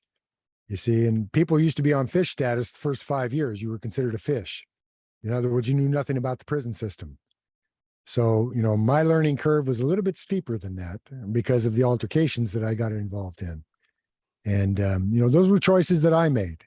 Nobody made those choices for me, but they had immediate consequences insofar as once you were perceived as the enemy, and then you were pursued as the enemy. Well, one thing that sort of surprises me about your case is, when I was reading about you, it mentioned that you testified against the AB here and there, and you've been in protection. But you still did 45 years. And I thought to myself, this doesn't make any sense, because usually if a guy goes into protection and testifies, then there's some sentence reduction, there's some breaks, but you didn't get any breaks at all. You just did the full 9 yards, right? That's not my get down. I didn't do what I did to receive anything for it. I really wasn't even put in protective custody. What they did was they moved me to a special unit, restricted housing unit in Tehachapi. It was the only one of its kind. And it was run by the SSU, Special Services Unit. And it was controlled by the warden. And so they hand selected their guards. There were only 6 of us in there, and we were all former gang leaders. But the issue is that I was subjected to probably more violence once I stepped away from the brand than I'd ever been subjected to while I was with the brand. And that was at the hands of the guards and those individuals that I was testifying against. You know, I took a stand for something, that I would not condone the killing of children, the killing of women, the killing of parents. And I went into court and testified to that effect. Against the brand, against the Hells Angels, against the Mexican Mafia, and on and on. And I did so to take that stand. I didn't ask for anything. I didn't want anything. You weren't offered any kind of sentence reductions or changes? I wouldn't allow it. No, I wouldn't allow it. That's not why I did it. You see, the idea wasn't to remove myself from prison or to receive favor or special housing. The conditions I lived in after that were far more severe than anything that I had encountered, including the dungeon at Old Folsom. It's kind of, I guess, from my perspective, an interesting story. But no, I did what I did because I believed it was the right thing to do. I'd been serving 2 truths. As my elders would say, I was serving 2 fires, and you can't serve 2 fires. So I had to choose, and I chose. But in choosing, because I'd been a leader of the Aryan Brotherhood and was responsible for developing its infrastructure, now that they were taking this course to kill innocent people, I had to take a position that was contrary to that by educating the public about it and by going into court and testifying as to the effects of it. So this was before the deprogramming system started? Oh, yeah. Yeah. None of that existed. You know, the debriefing and all that. That's it, debriefing. Yeah. No, debriefing came later. Well, could you explain that for everybody? Because I don't think most people understand what that means. Yeah, what they do is if you're a gang member and you want to remove yourself from the gang, then you have to what's called debrief. So when you come away from it, they bring intelligence officers in, and you have to give them everything that you have relative to the gang, your involvement, your activities, what you know about the gang, and so on. And so that debriefing process then entitles you to be placed in a custody that is no longer associated with gangs. So the gangs can't get what you call protective custody. You know, there really is only one protective custody unit in the state of California, and that's at Corcoran. There was only a handful of individuals. Now, I was there for 10 years. And I was there with Charlie Manson and Sirhan and Juan Corona, and just very few of us, but high notoriety cases. You know, it was anything really but protective custody. I mean, I underwent some of the worst beatings I've ever incurred in my life in that unit at the hands of staff because they were killing prisoners, and I took issue with it. So they anticipated that I was going to testify against them. So, is that the case they called the Cowboys, or is that a different one? That's the Sharks. And it is, the Cowboys, Sharks, but typically it was the Green Wall, and that was at Corcoran. And what it was the development of a prisoners guards gang. So what happened was the guards formed their own gang, and they called themselves the Sharks.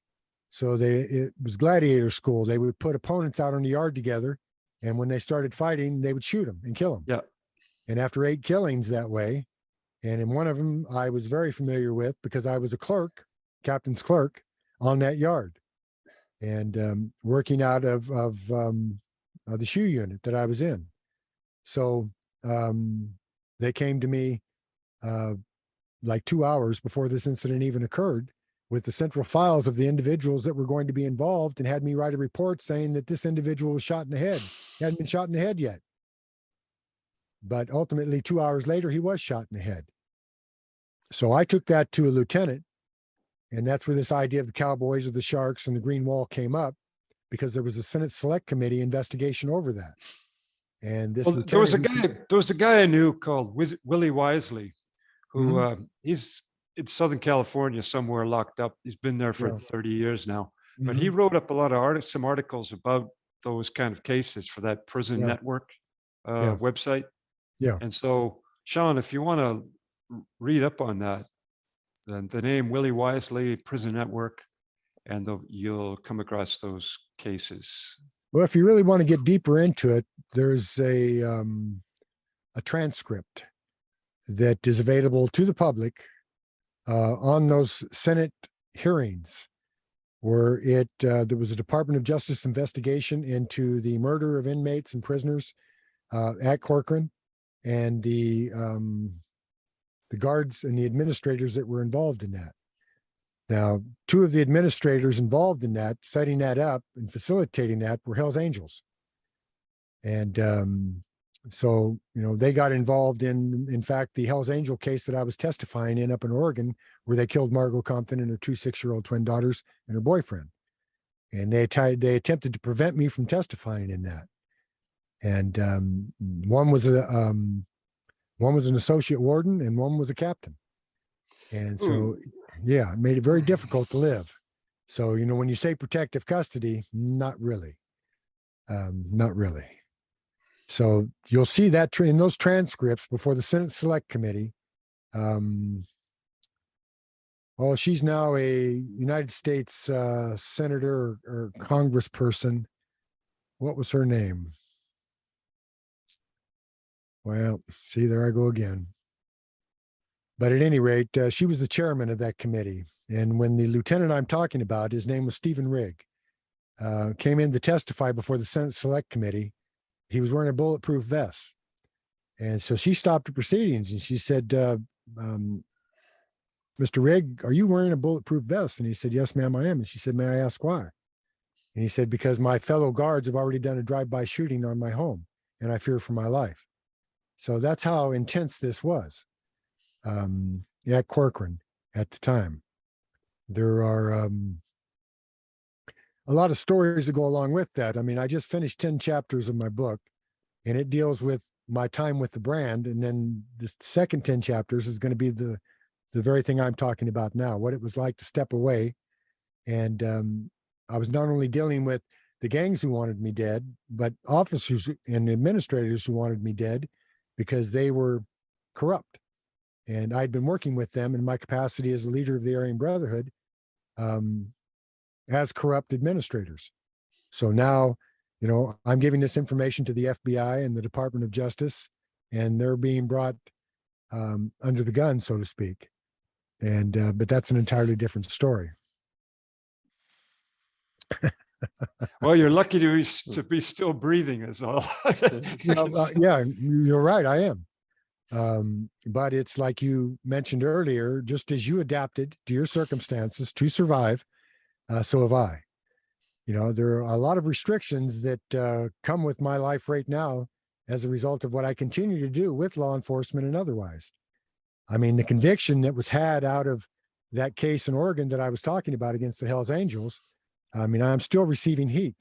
A lot of the haters that, for instance, I have on the internet come from that. They're like the vanguard for those individuals who are still incarcerated. Federal investigators just came and saw me recently about that. They're attempting to get out. So there are still people who are attempting to discredit me. Well, because when you mentioned that, there's a fellow named Mitch. I don't know what his last name is. Mm-hmm. Yeah. But he seriously spends his time trying to trash you. And he also says he was in Tracy with you. Well, is there any wasn't. truth to that? No, Mitch wasn't in Tracy with me. Mitch wasn't anywhere with me. What he was that he was in a joint. He was in San Quentin and he was in Old Folsom, but he did time with one of the individuals that was responsible for the death of Margot Compton and her 2 6-year-old daughters. And so since they're still trying to get out of prison, he's trashing me to discredit me. And he really hasn't discredited me at all. I mean, everything I've ever done is a documented fact. So he hasn't come forth with anything other than people say, oh, I was there with him and that didn't happen. No, he wasn't there with me. Somebody else that contacted him was there with me. But here's the bottom line to that. I have my write-up for the things that I talk about. So his source, all he has to do is come forth with his write-up that shows that he was there that day. and that he was involved in this, and so that he knows what he's talking about. You see, but he's not going to do that. What he's going to do instead is he's going to continue to trash me because his friend, who's doing a life sentence, 4 life sentences in Oregon for the killing of these 2 little 6-year-old girls and her mother and her boyfriend, wants out. So he's acting as the vanguard to discredit me. Say, oh, he's a liar, he's this, he's that. You know, I normally don't take issue with these things, but since you brought it up, I just addressed it. But well, normally no, I mean, fair enough. I don't normally give them the time. Basically, context is important. I mean, if you don't have the context, then what do you know about the real situation? Yeah. So, yeah. Yeah, but I mean, he's a biker, and I get it. And so he's a part of that community, and he wants his friend who's up there doing 4 life sentences for this murder. He wants to help him get out. So he wants to discredit me to facilitate that. And I understand it. I get it, you see, but that doesn't make what he's doing at all credible. But so all people have to do is look at the facts. Real simply, look at the facts. John, I'm curious, when did you first hear about Mike? Did I first hear about him? Yeah, because a lot of people say, you know, all this is made up and stuff, but you were there in the same prison. You weren't in the mix. You were trying to survive the mix. What did you hear about Mike in the beginning? Well, I can't say I didn't want to be involved in the AB or what they were doing at all. So I wasn't interested. So I can't say I recognize the name. I mean, of course, everybody recognizes T.D. Bingham's name and the Baron and some of these fellas, but they were like mythological figures because they weren't on the line. We didn't see them, but we heard about it. Yeah. Now, the guy I knew who was closest to it would be Doug Orr. And I knew him and he knew me, and I wouldn't say we were friends, but he put up with me, and, you know, and so whatever I knew, that would be where it would come from, or from Phil Thompson. By the way, did you ever know Phil Thompson? I don't think so. I don't know. I mean, it's, you know, my handle back then was either Big Mike or Iron Mike. And because Phil was at Old Folsom and San Quentin and there and here and there and all over the place. Anyway, if you didn't run into him, you didn't run into him. Like you said, there's 170,000 people. Yeah, but it's see, you know, the one thing that you do know is that when you're involved in a knife fight or anything, it's a 115 process. It's a disciplinary report. You remember those? Yep. And they write an 837 incident report. See, and that's all documented. So, you know, what I tell people is if you want to know about these things, if you want to confirm, then access the record. It's public knowledge, public information. See, and all that information is available by way of verification. What I take issue with are these cats that jack their jaws, you see, simply because it brings in subscribers or they create controversy, and that controversy brings people to their site when they really don't even know what they're talking about. They don't like the fact that I've cooperated with law enforcement, and that's their prerogative. I get that, you see, and I don't take issue with that. But well, I got to say this. I mean, you went to court, but if you had to get all the prisoners who informed on their fellow convicts or who were slipping messages to the custody lieutenant, or, you know, basically the custody lieutenants knew exactly what was going on everywhere because guys were telling them. And so my sense of the solidarity between the convicts, slim and none, basically. Yeah. So no, really what we share is the idea that, you know, we were at San Quentin together, you know, so that in that context, we have an idea of what we're both talking about. Insofar as the infrastructure of the prison itself, what the get down was, you know, relative to violence, staying out of the mix, being in the mix, and so on. Well, if you're in the world, you're in the world. And if you're not in the world, then you're from some other place, right? It you know, that sounds a bit abstract, but it's actually true. You know, it really is. And I've heard that term used before, not particularly in this context, but it has application, you know, and the idea of having done time, of having been a convict as opposed to an inmate. There's a distinction there, and I know you understand the distinction. So it's doing time in a prison at a time when it was actually a prison, as opposed to just an institution or a warehouse. What you have now are warehouses.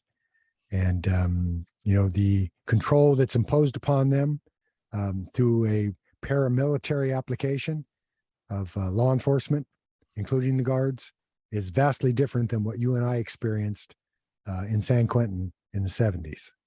I mean, you're a B7 number, so you know what I'm talking about. Well, I never had any beef with the guards.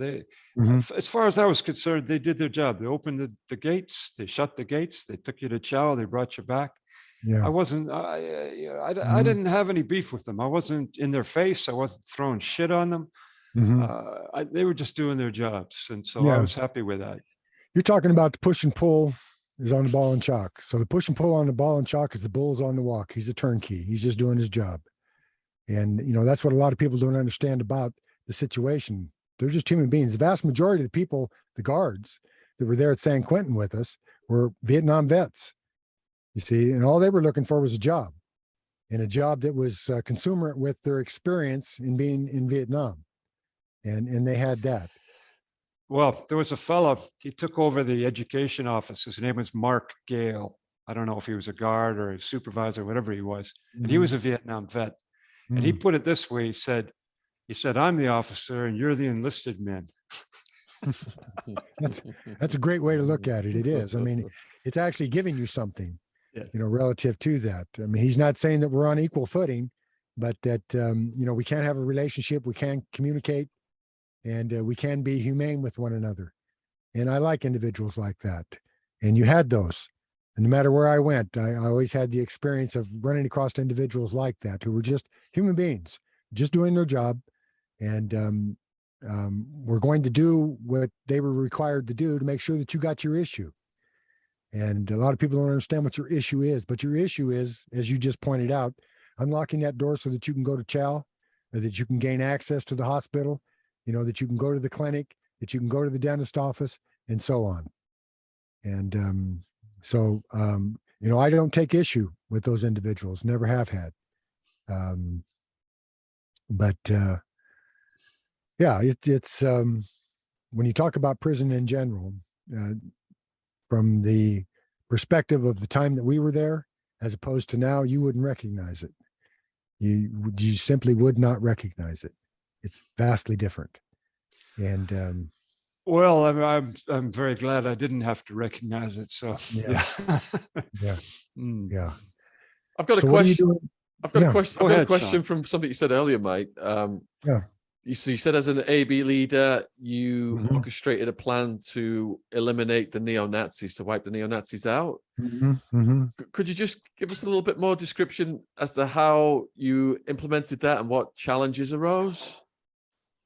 It's not really a challenge. It's knowing where the individuals are at, and having given previous warning as to what they were doing, because you always did that because you didn't want to disrupt the business on the yard.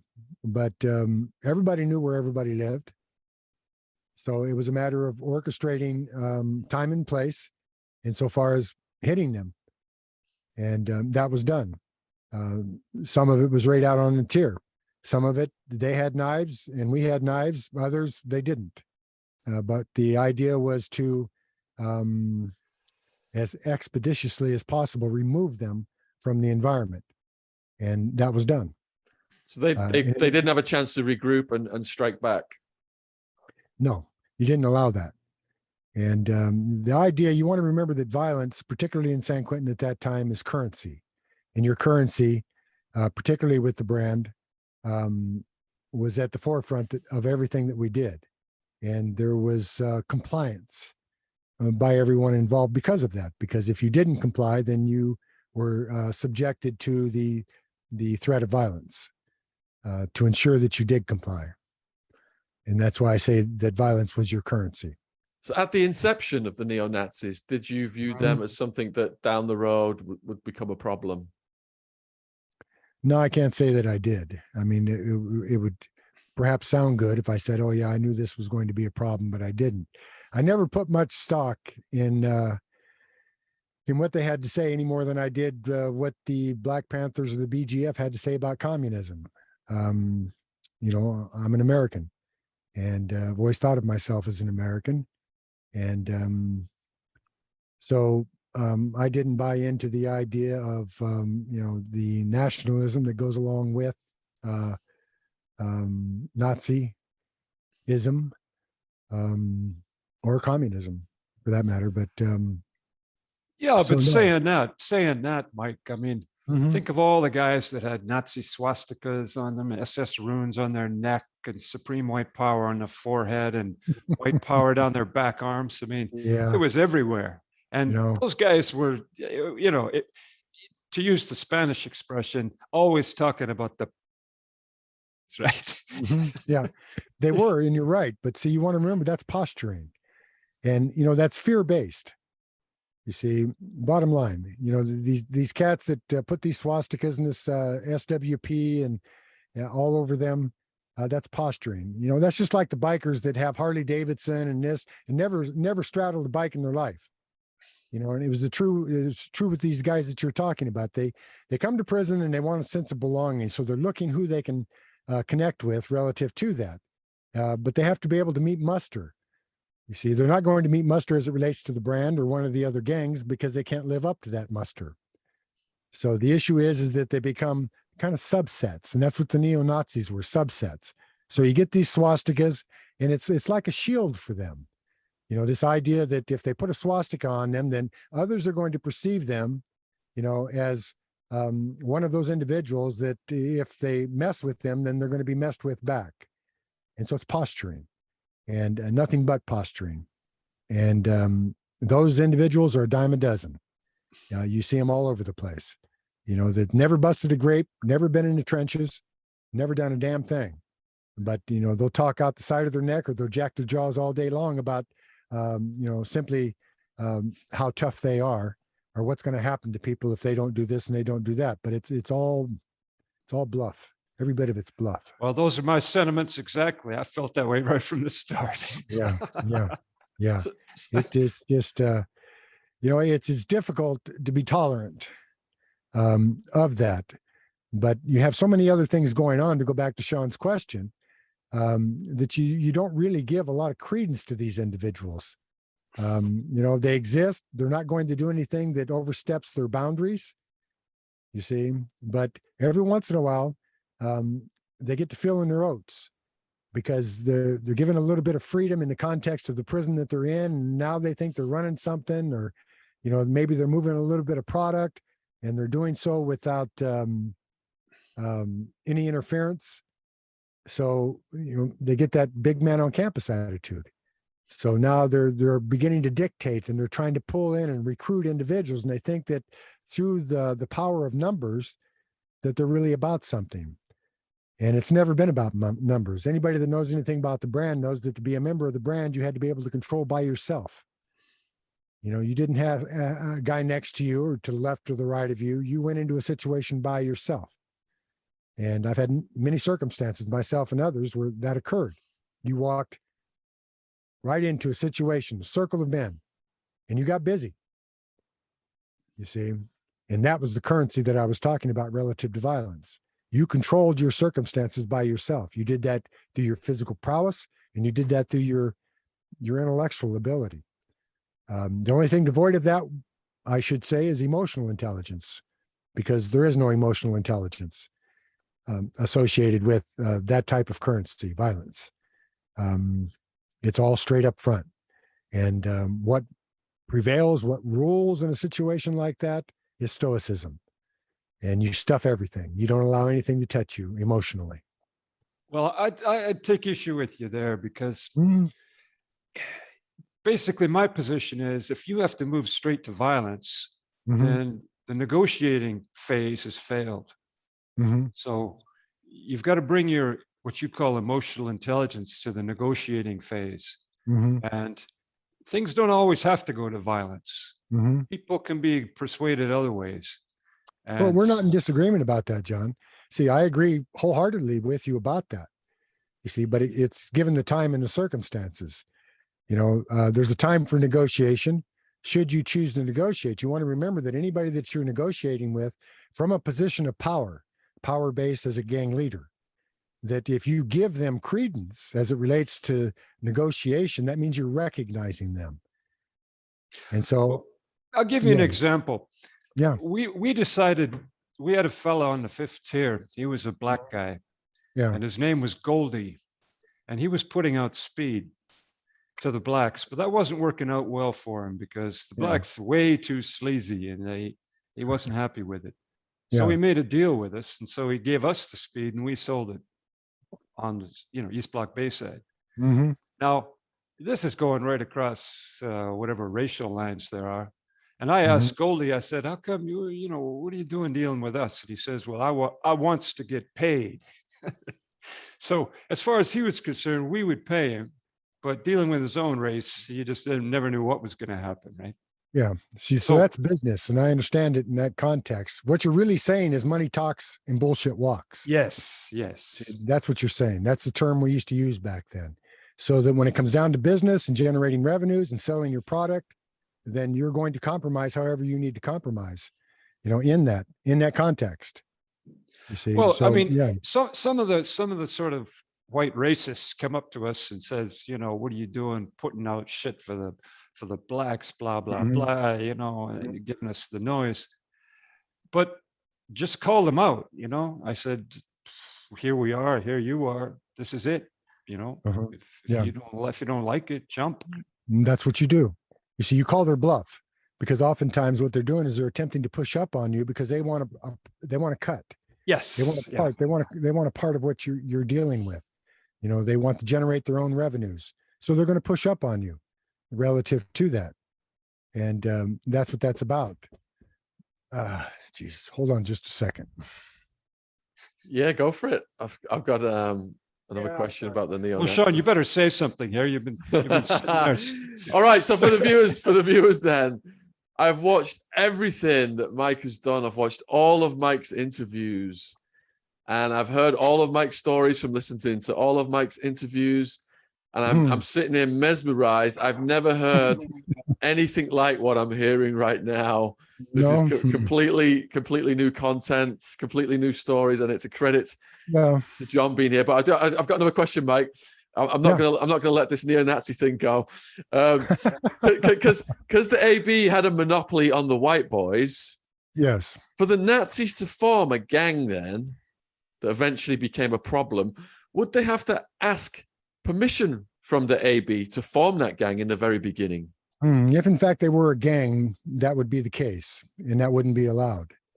You see, but the neo-Nazis were perceived as many groups were perceived, like the Sudanese Liberation Army, as a political group, and that was their get down, and how they projected themselves. In other words, they had a manifesto, they had a doctrine, they had tenets associated with that, just as the original Nazis did, just as Hitler did, but anybody that takes half a second to look at Hitler understands him for the manipulator that he was.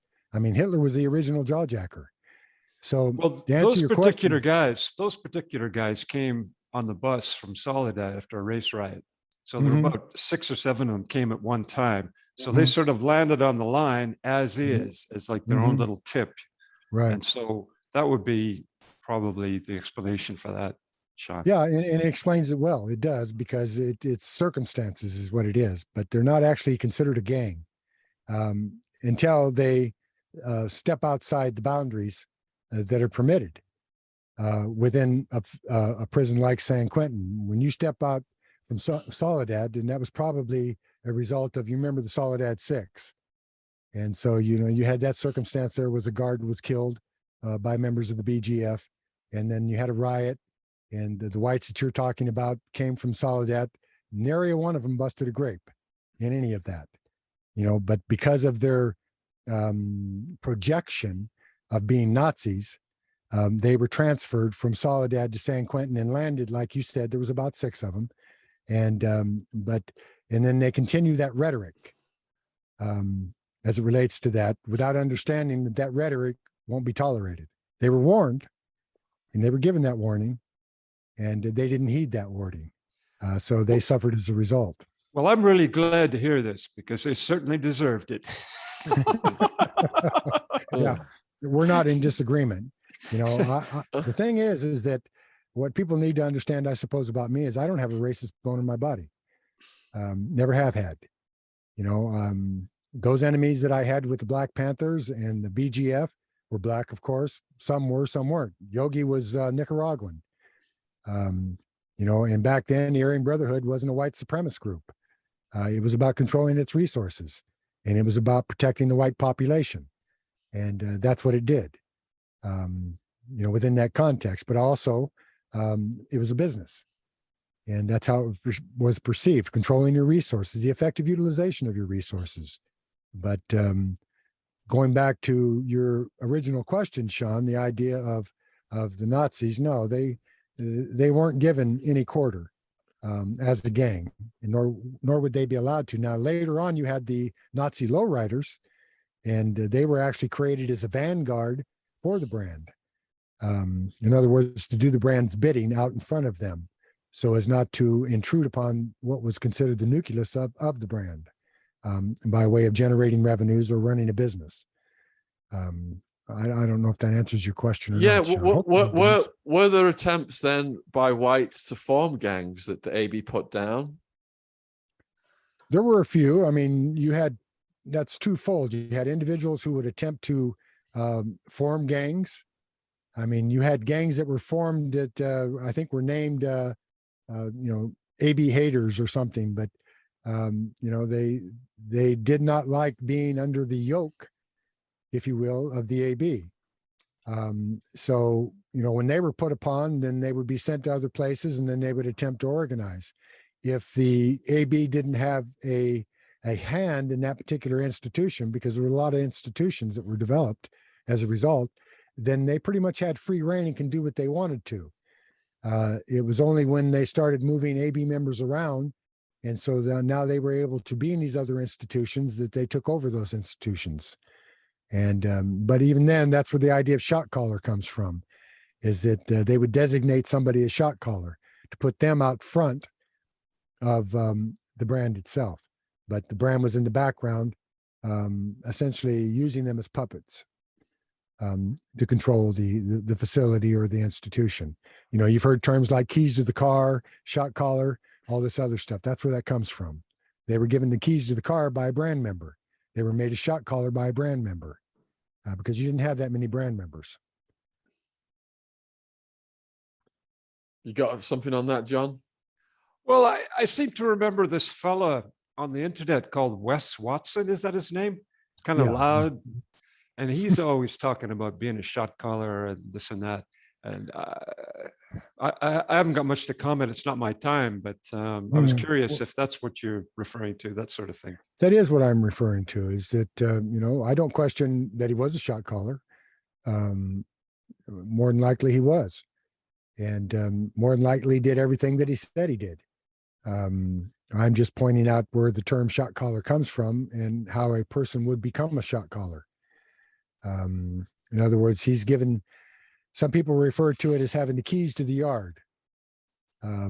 So that when you don't have a brand member on the yard or in the institution in the whole, then they're taking direction from, at that time, probably Pelican Bay or the Tehachapi shoe or the Corcoran shoe, where you have a brand member who's using associates to control a yard. So he's sending word out, so-and-so's got the yard.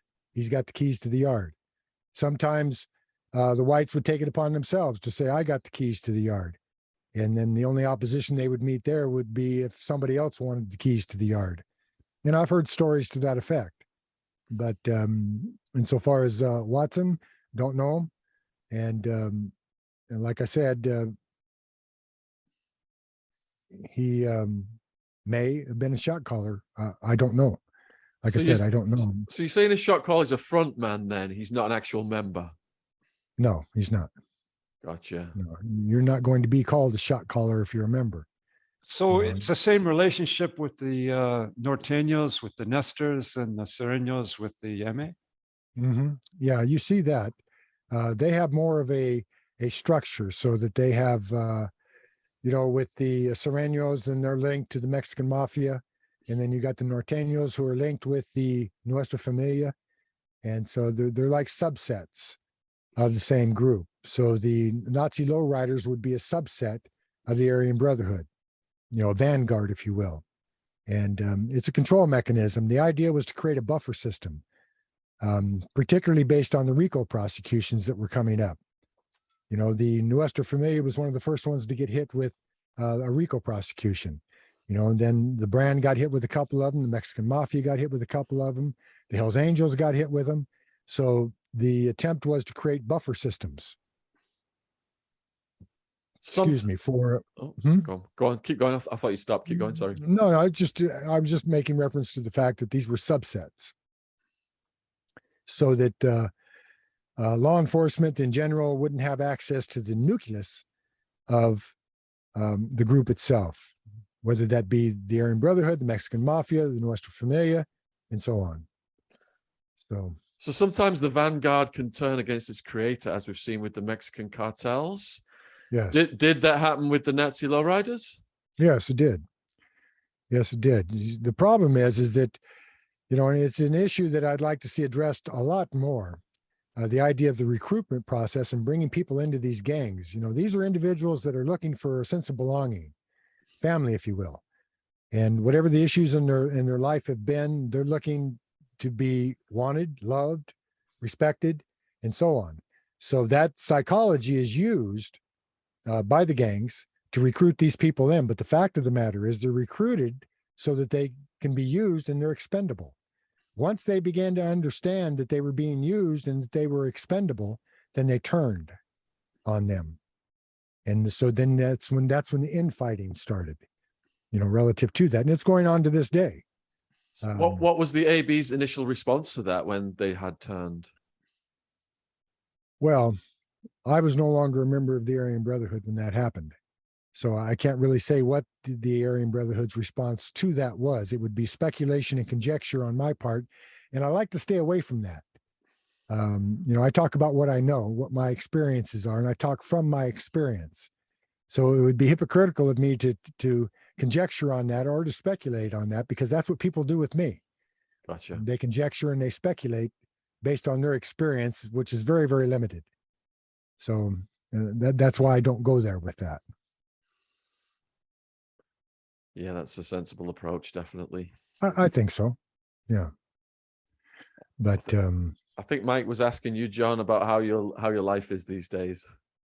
How my life is these days. Yeah. Mm-hmm. Well, I like to travel, so that's something you should probably do, Mike. Well, right now I'm under house arrest, and I'm on parole. I'm on probation. I wear an ankle monitor. I'm denied access to the internet. I cannot travel. I cannot travel without permission. I cannot leave my residence without permission. I live 500 miles away from my wife for her own safety. So there are a lot of things going on with me, and travel is not one of them. At best, I have an 18.5-foot French-Canadian canoe. I live next to a lake, so I can slide that canoe into the lake and I can paddle out. I can catch a few trout, bring them back in, pan fry them. Yesterday, I put up the end of what was 20 cords of wood, split it, stacked it. I live amongst the redwoods, but it's my spirituality that keeps me connected. And, you see my regalia behind me, and I use that every day. It's not a prop. This is where I live. And actually, Mike, I've got a book I want to recommend. I don't know, you probably know it already. Do you know the guy, George Catlin? Yes. This one? Oh, yeah. Mm-hmm. Have you read this one? I don't know that I have. I know who you're talking about. You need to read it if you haven't read it already, because he in 1832 he was a painter, and he saw some Indians who were going to Washington to get some trinkets from the government, and he was so impressed with how they looked that he decided that he had to paint every single tribe in North America before they disappeared. And so he made that his life's work. And he traveled up and down and right across the entire nation to paint.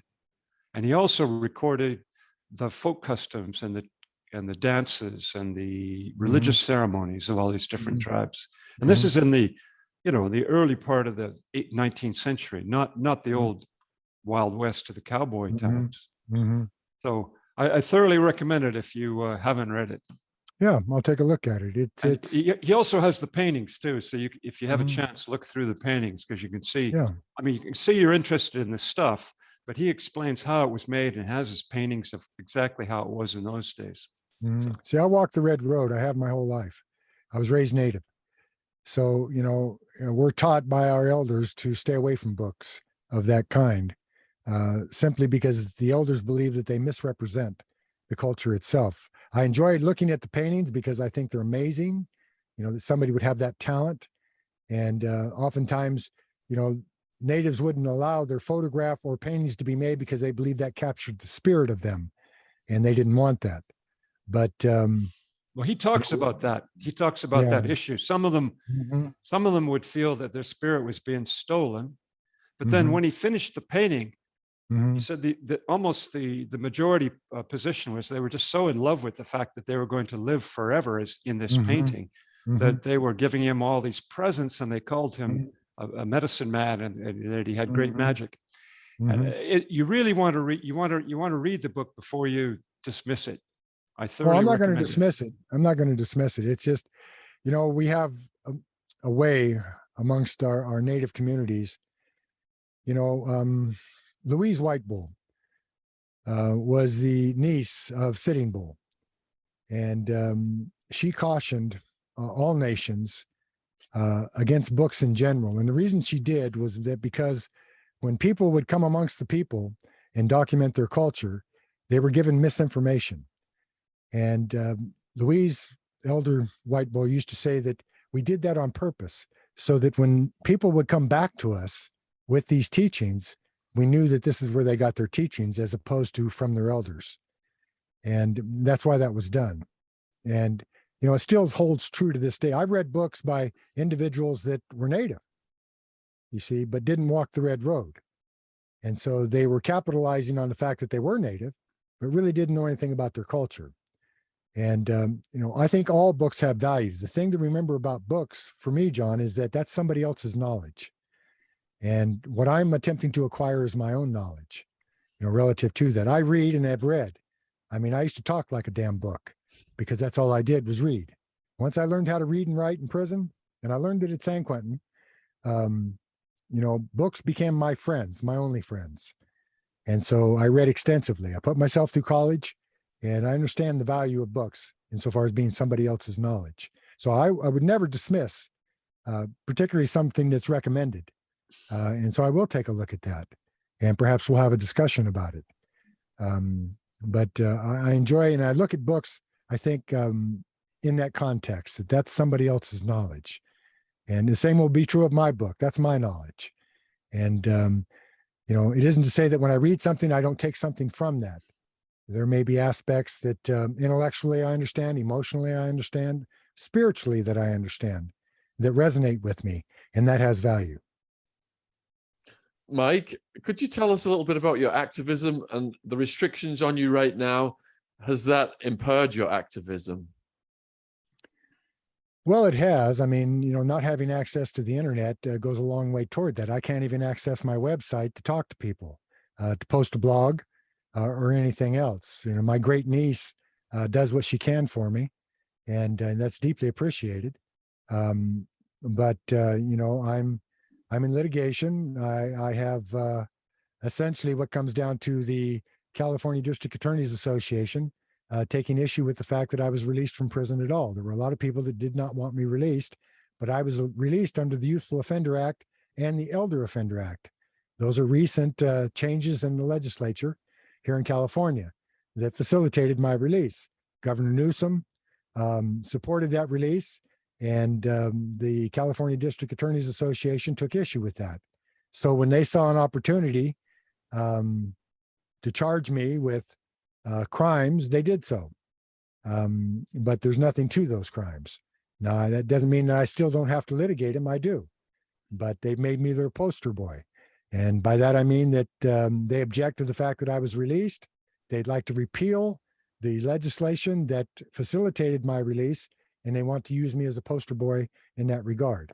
So that's the politics of what I'm dealing with. So they've got their foot on my neck, and they're going to keep their foot on my neck. It's just like when I had to leave the studio a moment ago, that was my studio engineer, relative to it. I have to use that in order to do what I'm doing right now. I can't do it on my own. It's prohibited by the court. I can have a phone, but I can only make phone calls and text. I can't have access to any data or the internet. I can have a computer, but I can only use it to work on, to write my legal cases and otherwise. And I'm in a number of courts right now. But I have to take that and put it on a flash drive and then take it down to the post office and send it to an individual in San Francisco to download it for me. I'm putting up my own podcast. Go ahead. It's like a serious violation of your human rights. Oh, yeah. Yeah. Just access to the internet is a Supreme Court case that says that that's unconstitutional. But they take the position that they're going to infringe and impose upon my constitutional rights until another court tells them that they can't. So you have to jump through the hoops. You know how that is. So that's what I'm doing right now, is I'm jumping through those hoops. I've got a great defense team. And so, these are the things that we're working on. But it's a process, and look, I'm just an old cowboy. That's all I am. And, well, you can't be both a cowboy and an Indian. I think you can. I think you can. See, that's a misnomer. So Mike, when these restrictions are lifted, is your activism focus, is it going to be on prisoners' rights? Is it going to be on helping young people, going into schools? What's your mission evolving into? Well, I really appreciate you asking, because what the mission involves is educating the public about, first and foremost, what John and I have been talking about today.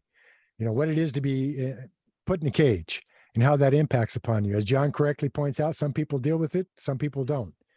But for the most part, I look at the trauma that I deal with today, just as a result of 45 years of being incarcerated. It would be ridiculous on my part to suggest that I'm unscathed as a result of those 45 years. I'm not.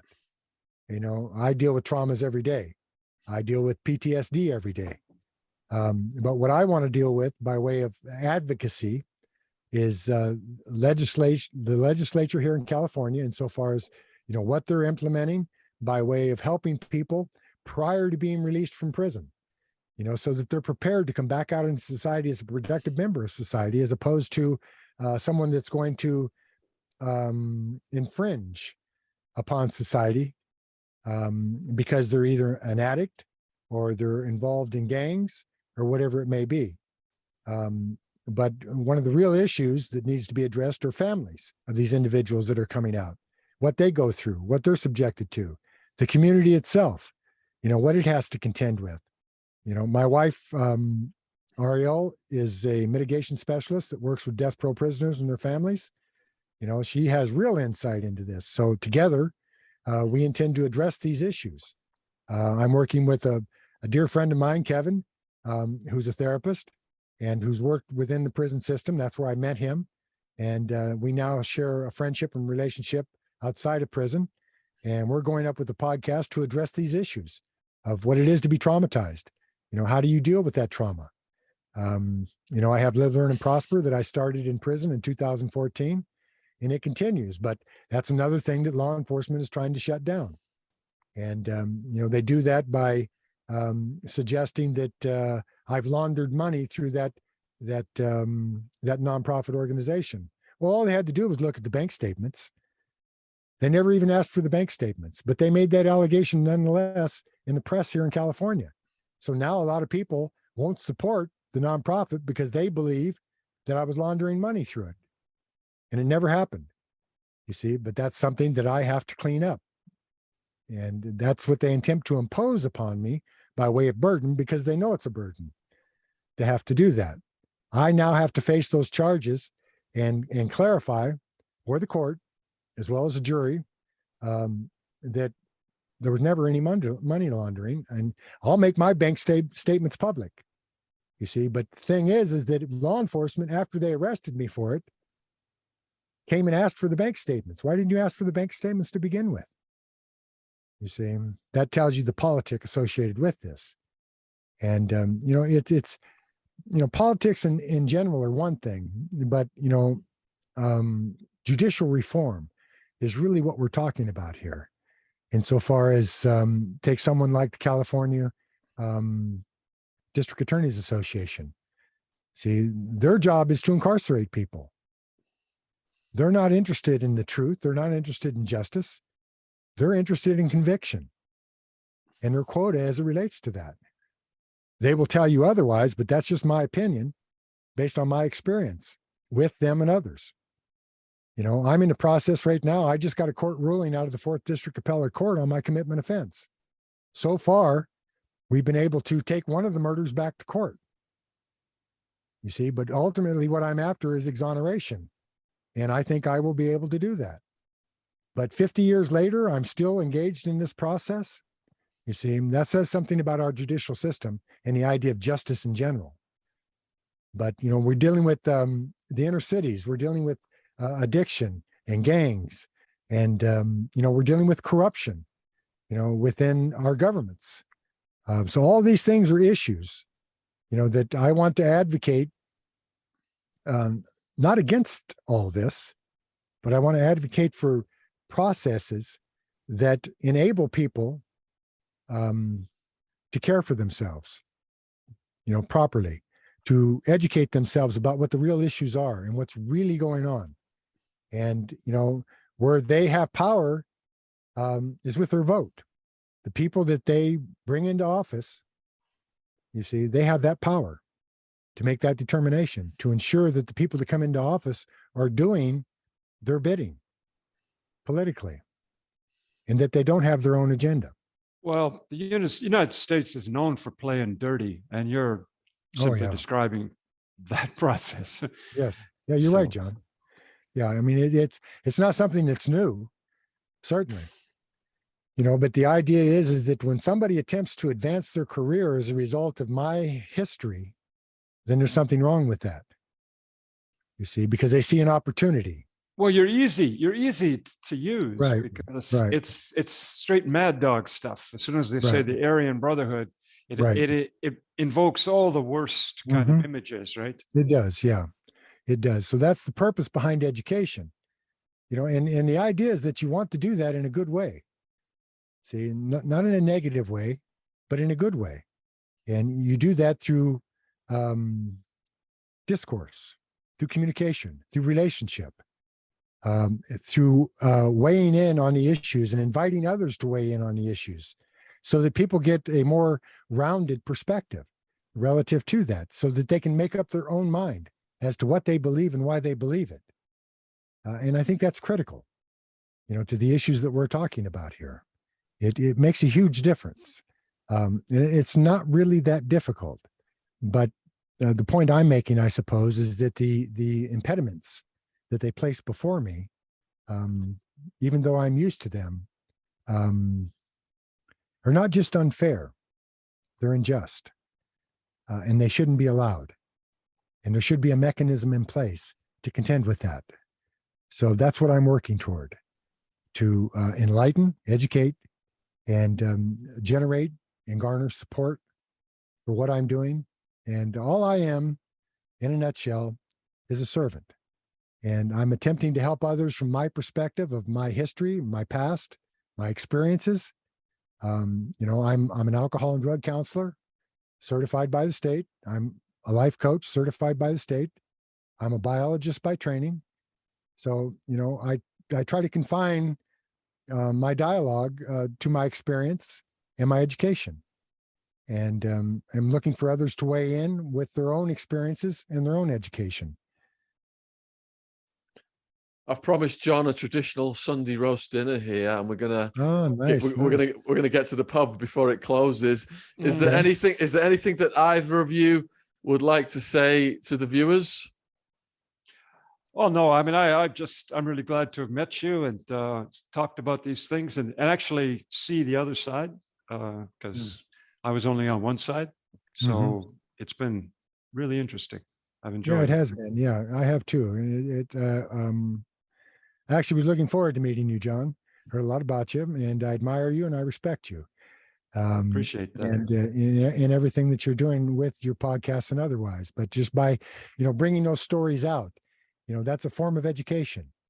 And, that's an ongoing process. So I would encourage the viewers that if they have questions of any of us, that they ask those questions, that if they want to become involved in what we're doing, they can. It's really that simple. If they want issues that they think are important, that they want addressed, let us know. We'll address them. That's what it comes down to. So, it's really an open book. And I'm deeply appreciative of this opportunity. With all the obstacles, the hurdles that I have to contend with here presently, I'm deeply appreciative of this opportunity. And well, I'd say you're overcoming them, and I think you'll continue to do so. Thank you, John. I appreciate that. So thanks for having me on, Sean. And John, it's been a real pleasure, brother. Okay, you take care. You too. Yeah, so really appreciate you guys both spending all this time with us to come together and do this. It has been absolutely mind-blowing and magical just to go down those avenues from this era, really, where there's not many people left to describe it as articulately as you two guys can do. And, the fact that John's coming here, I don't know if you heard earlier, Mike, but I've been watching everything that you've got online in the last couple of weeks and months and so, and all the different stories. But for John to come on and be this catalyst for you to go down these roads and all these stories to emerge that we've never heard before, it's been really special for me. I've hardly said a word. I've just sat there mesmerized. I know that's what all your comments are going to be. All the comments are going to be about how you just sat there like a store mannequin and just said nothing. Well, I guess it's an opportunity for all of us, and it's appreciated. So, this isn't the end of it. Believe that. So there's a lot more to talk about, and I'm hopeful that we'll do just that. That we'll continue this dialogue. And like I said, I hope your viewers weigh in, and make sure you give me the book report, Mike, when you finish it. Huh? Well, you can count on it. Yes. In triplicate. So much love and respect to John and Mike and you, the viewers. Please let us know in the comments what you thought about this. If you've got questions for either of our guests, put them in the comments as well, and we will get round to it. And today we filmed John, and we're going down this road now of looking at gangster movies, armed robbery movies. John today was in here, and he's done a lot of commentary on famous movie clips, gangster clips, etc. So look forward to that coming out as well. Huge thank you for watching, spending this time with us. Cheers. Take care out there, wherever you are in the world. Thank you. All right.